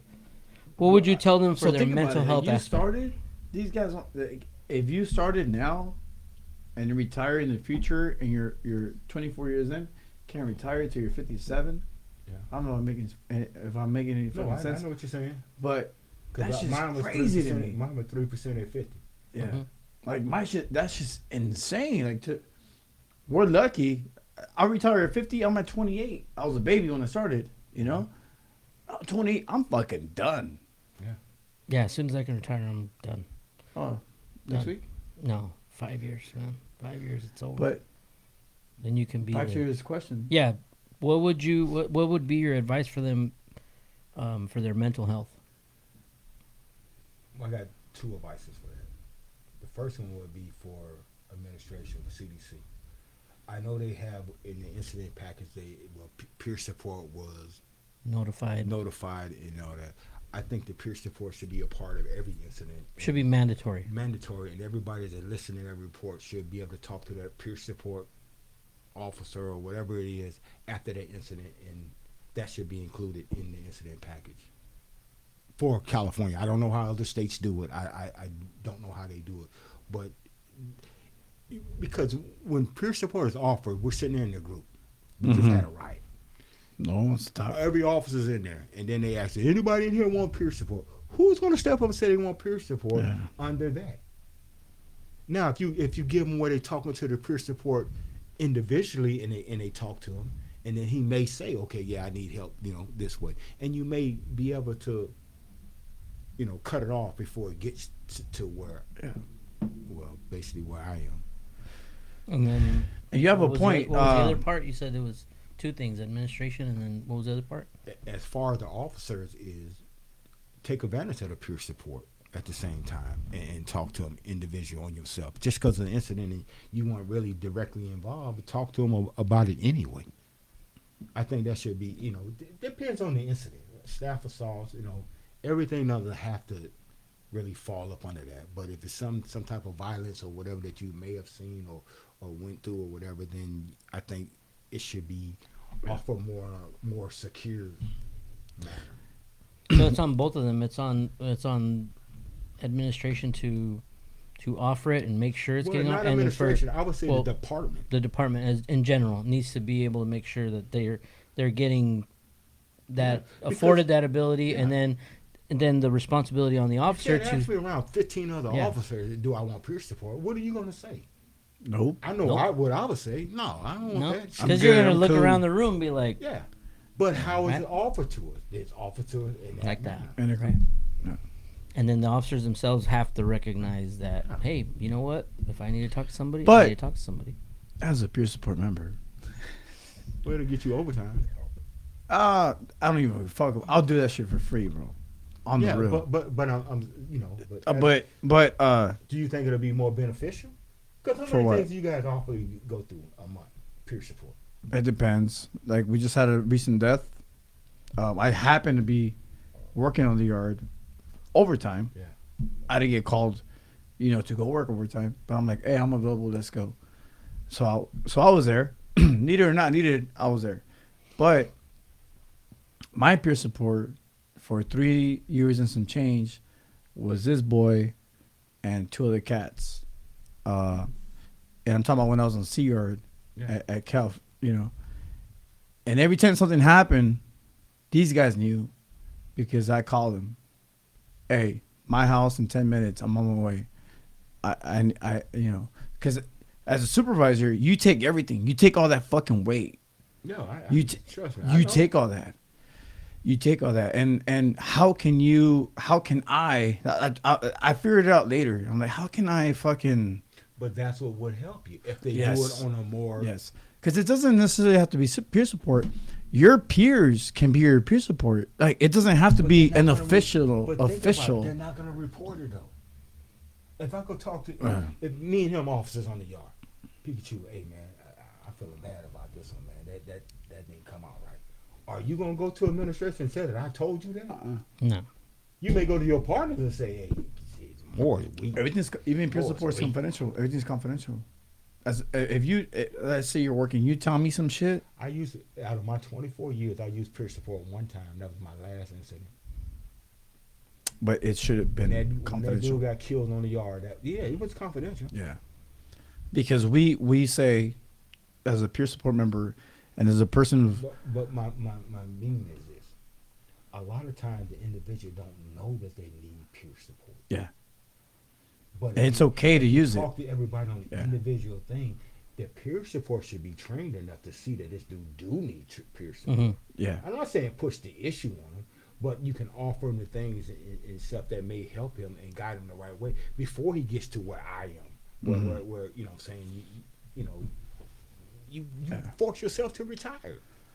Yeah, when you and it makes sense because when you go to therapy, you go with you and a person, right? Unless it's group therapy, right?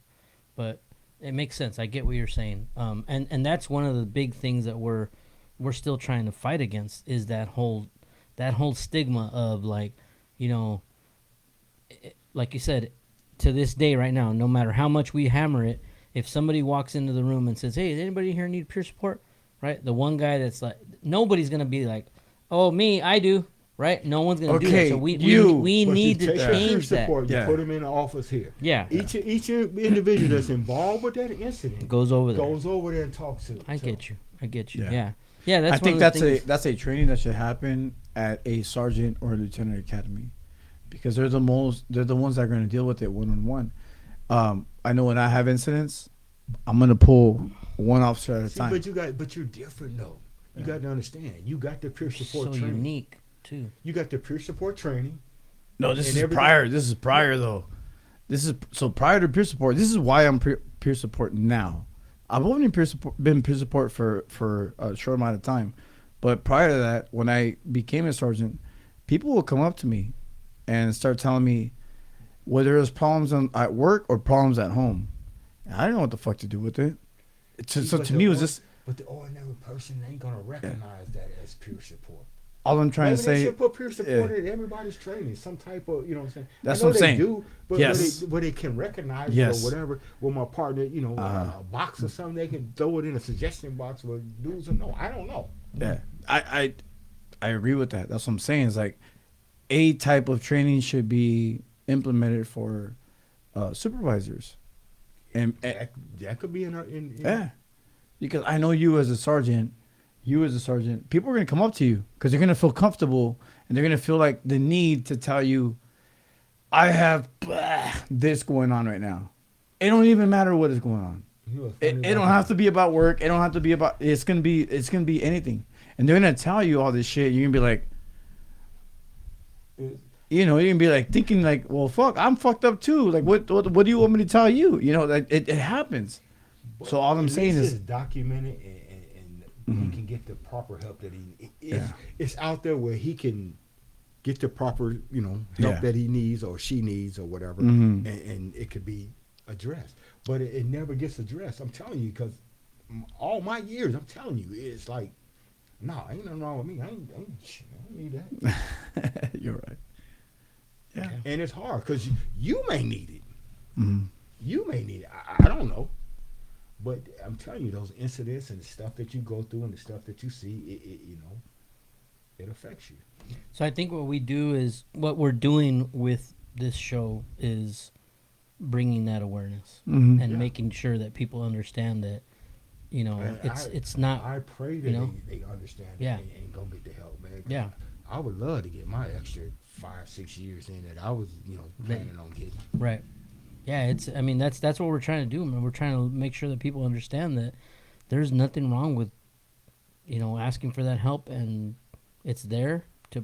It's. And that's one of the reasons why I came to this show to try to help that, because it wasn't there for me.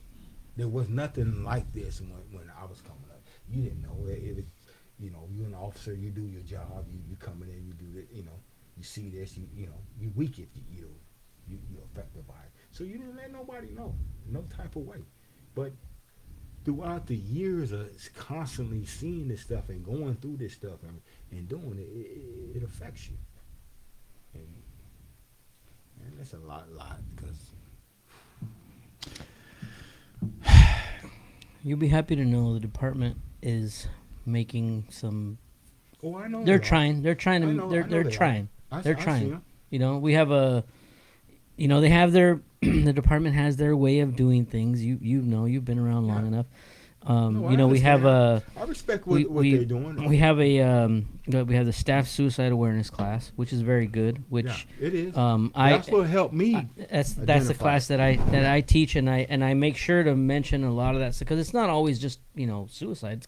Could be just PTSD things that you're dealing with, right? So Let me I ask you this. address those You things. teach that class. Hmm. How long you been teaching? For how many years? An instructor. I've been an instructor since No, that specific class maybe 5 years. 5 years. Out of that Maybe 5 5 years, years. think about it. How many officers approach you after that class? Oof, at least one every other week, I would say. That's a higher percentage, you know what I'm saying? For one every other week, and you're teaching it every week or Every week for And you know what? every other week. 8 months out of the year. You know what, Robert? How many officers is that? And then how many officers in there watching what his play off of it? And how many officers actually, after they talked to you, reacted and when they got the help? That Mhm. I would let my dire knee, man. I would grab my girl by the neck, man, and choking her. I could have went to jail for that, lost my job and everything. Yeah. When there'd been no pension. I'm grabbing her by the neck. Hey, police come, I'm done. I'm fired. We're trying to And reach that's why them, we're doing. That's why we're doing what we do. When we started this, it started off as an idea, and then when we started getting messages, emails, text messages on Facebook, people pulling us to the side, telling us like, "Hey, if it wasn't for this episode, if it wasn't for this person telling their story," and that's what you're here now, and we're gonna get this within the next few weeks because of you. I would have done this. I would have done that. I would have eaten a bullet. I've heard that so many times, too many times in this fucking show. And I'll tell you now, bro, that's why we do this right now. Like this, everybody thinks we're making money. I'm working in different areas. People think I'm making money. Like, no, we're not making money. No, I Yeah. applaud you guys for doing it. Because Yeah. if this would have been, I probably would have acknowledged it or noticed what I was going through a long time ago prior to Yeah. having to go through what I wouldn't be here. I would still be at work. Probably be your supervisor. But That would have been amazing. You would have learned some shit. I'm kidding. But, I hate that our show is kind of being thrown to the side from the department. Because there's a new show that's approved from the department, There's such an as the approved- there's CDCR an online approved- podcast. I'm not gonna say what it is, but it's a CDCR Approved podcast. It's not the CDCR online podcast, but it is, because we are. What's crazy is that those same people are they listen to our show and they like our show. They like what we do. They like that we cuss and we're fucking open and we're mixing it up with people that are fucking real like you. The people that have actually experienced some shit and are going through some shit, but they don't want to expose it. Right? They don't want to expose it, and this goes back to a fight that I've had for a long time with the staff suicide awareness. But you're not gonna win that fight because Never. it's all about money. It's all I'm appearance. I'm retired. I can talk about it, but it's all about money. You're not gonna win that fight because then the department has to admit that they're doing something wrong, Yeah. and they're not gonna do that. Now they'll learn from it, things and incorporate it and try to build from it like that. They'll do that, but any business does that. They're not gonna admit that they did something wrong. Or you know how many officers be running up there trying to get paid? you think now the call in 6 is big? Please. They'll be off the hook. I got PTSD. Yeah. Boy, they'll be running up there. Ain't did nothing. Ain't experienced nothing. Been in nothing. Yeah, that's the thing. Like that's gonna be sad. Like once, I'm sure when I retire in about 12 years. Damn. I got time. I'm 38. I'm done at 50. Yeah, 12 years. That's why you promote. Yeah. You see yourself as an AW? No. No. I love the LT job, bro. This is too cool. I know the overtime is. I had, Fuck the overtime. It's AW cool. pissed I me like just, it. I was just finna interview for lieutenant. Yeah. Back then, I was finna. You would've loved when it. I made the decision, You I would would have have. loved it. You would have loved it. You made the right decision. You would have been cool. You made the right Danny's decision. fucking man. up. He ranks first in every fucking test. Yeah, fucking right. He does. He ranks first in every test and doesn't fucking Ain't even gonna be whatever. on the news, man. And you gonna look around. Yeah. He He's like, come on. I'm gonna start all over again. He got 5 years to go. Yeah. He'll do it in 3. Cause you take 2 years to get paid for that last one. He'll do it in 3. He already knows my plan. See? He gonna do it in 3. I'll be the IST lieutenant up in this bitch Forever. for the last couple of years. All right, man. Final thoughts. Yeah, what did I have? I had some rapid fire stuff I was gonna ask. What other AKs do you got? Besides Bubba Gump, what were some of the other ones that you could share? Share. You were also known as. What? You know him. I don't know him. I know I was Bubba Gump, Big Moore, Country. They made you Country. Country Cool. Big country. Country Cool. Because I'm from Mississippi, and they probably picked up on my accent or whatever, and tried their little LA stuff on the Country Cool. It didn't work. But Country Cool, Country, Big Moore, Bubba Gump. Big G gave me that one. Are you a shellback? Yeah. Yes, nice. I'll explain that to you later. Okay. Unless somebody wants to do it in the comments. No, everybody's just sitting. Everybody's like this right now. Everybody's like, Damn, Denver lost. I don't even know what the score is. I'm just talking shit. let's see what else. Fuck Thursday's game, bro. Is there, if you could think of it, right? Is there a song, music, a particular music or a group or anything that you can associate with the beginning of your time in the department? Grupo Firme. I mean, because I distinctly remember sitting in my car in the parking lot in Galt, listening to, wow, what group was that? It was Too Close was the song. Baby, I'm excited. I'm so excited. Oh, how I like it. I cool try, on but that. I can't find it. Right? Yeah, That okay, song okay. always, when that song plays, instantly I remember being there in Galt. No, I ain't No? got no song. No, no music, no song, no nothing that reminds you of that era. 95. I should have prepped you for that one. Yeah. I should have prepped you for that one. Probably. He said, first "Oh off, no," hey, he said, "I couldn't listen to no music. All my fucking tapes were melted." Yeah, they were. He's probably like, first off, fuck your bitch in the bitch. No, that's no Tupac. No, hey, he died in '96. I'm just fucking. This is times are different. Let's see what else. Anything else? Any rapid fire questions you wanted to hit him with No, at the dude. end? No. I just had like my final thought, Let's go with and your then final I'll thoughts. and then you guys can end your final thoughts. Big props to your fiance, your wife, Yeah, she deserves it. because big props to our loved ones as well, our wives. To anyone that's in the department, man, and their family is going through it or whatever, you know what Yeah. I'm saying? Big props to them because your significant other who is in the department and as an officer or whatever is going through a lot. Yeah. And it will affect him or her when she comes home or he comes home. It will affect them. Mm-hmm. And I know. I haven't choked my wife yet, but I have hit her in my sleep. yeah, Right. And she, tells me sometimes like, you're dreaming last night. Like, what are you talking about? Yeah, you're fucking telling people to, you like got up and fucking straight. I guess I'm mouthing shit, not really saying anything, but I'm Like mouthing mumbling, like shit. orders, and stuff. Like orders, I guess. yeah. So to the wives, Get down. yeah, yeah. I ain't Yeah, telling the it's- person I'm holding this. Rob, understand this, dude. Like our show, we have a lot of other significant others listen to the show, so big props to you guys for understanding and putting up with that bullshit, and know that Maybe you guys should do a type of show where help the significant others. we've had Yeah. we've had them come on. Identify it. It's maybe time it's to been a minute. to revisit It's that. time. You're right. Yeah. It is time. But It still happens, man.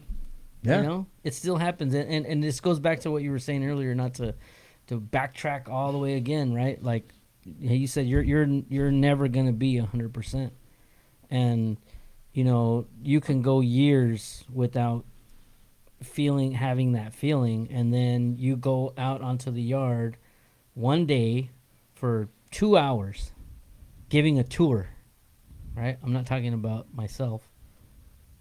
Maybe Yeah, you are. 2 hours on the yard, no incidents, nothing, just inmates walking around, yard recall, yard release, that's it. And then you go home that night and you have nightmares.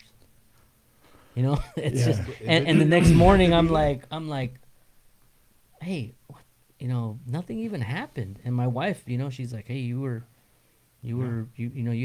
having nightmares last night. I had to, comfort you and kind of What shake. time you and been I- in the store and heard a little bell or something go off? Oh, the Yep. the Oh, bell yeah. at the bell at the kids' schools. Yeah. Beep. Oh yeah, Oh, every yeah, time. yeah.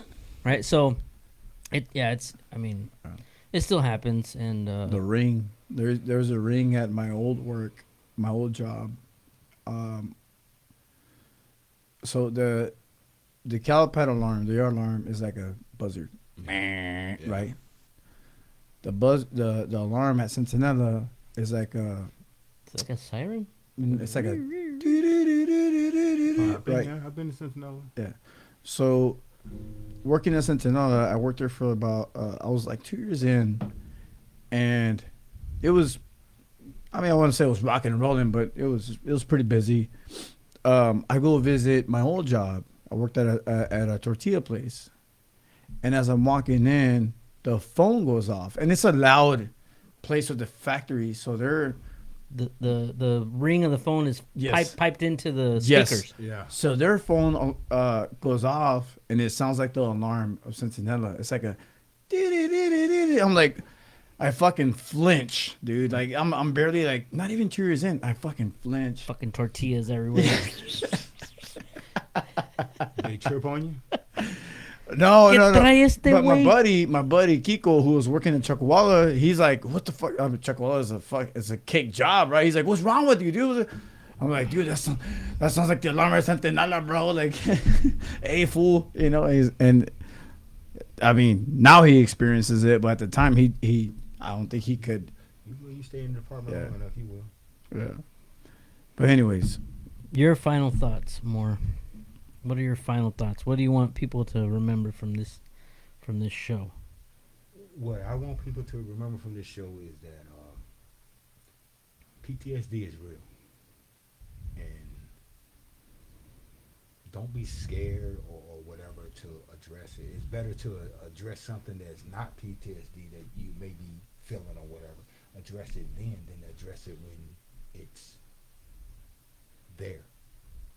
Because I think that would have made a big difference if I would talk to somebody earlier in my career and then study talk to them while I was going through my career. I think that would have helped a whole lot more. Mm-hmm.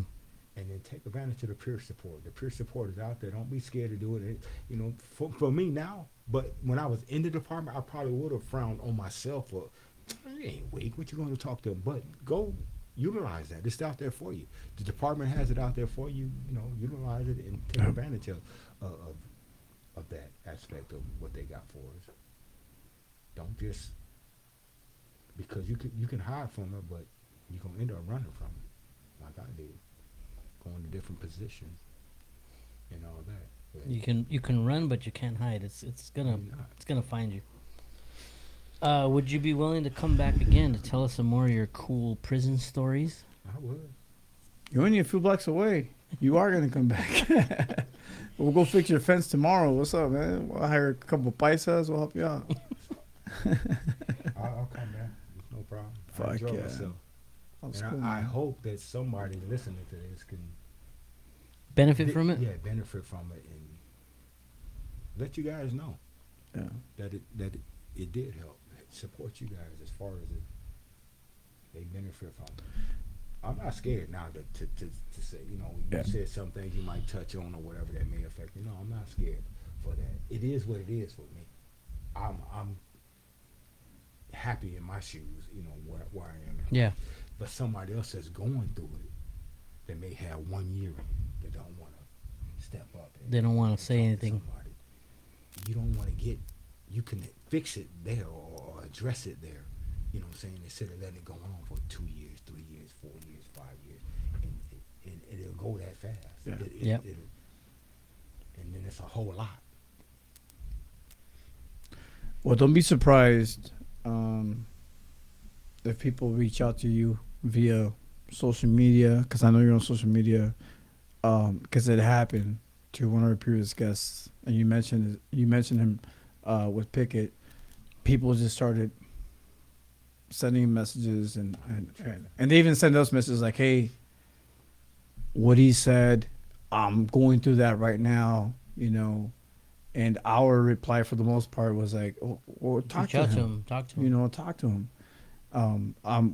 I know you'll be open Yeah. for that as well. I'm So willing to help anybody that is Yeah. going through it, man, for humanity or whatever. This is something that's, I still don't fully understand it, but I respect it because of how it affected me and changed my life. Yeah.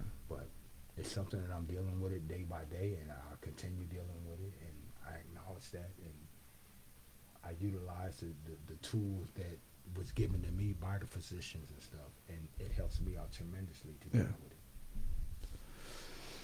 Cool. All right. Yeah. Fuck, this is better than I expected. And like Danny said, we hope to have you soon or in the future. Because we have, man, this show's going to be forever, bro. I could be here by myself. I don't give a fuck. I'll talk about whatever. I could go. Hot mic, exclamation, on the line, podcast, Apple Podcasts, Spotify, Spotify, Amazon. Anywhere quality podcasts can be downloaded. Check us out. You'll listen to the edited episode by Saturday night. So thank you very much for tuning in. We've had, we had a lot of fucking. Very steady. It was a very steady review. Thank you guys. And I know that based on our guests being here tonight, you guys showed that love and support for him. So thank you, Robert, for being here with us tonight, bro. Thank you. Woo! Good night, everybody. Now, Danny, you can take a shot. Holy shit. It's going to be rained at 6 in the morning. Hey, me too. With the warning.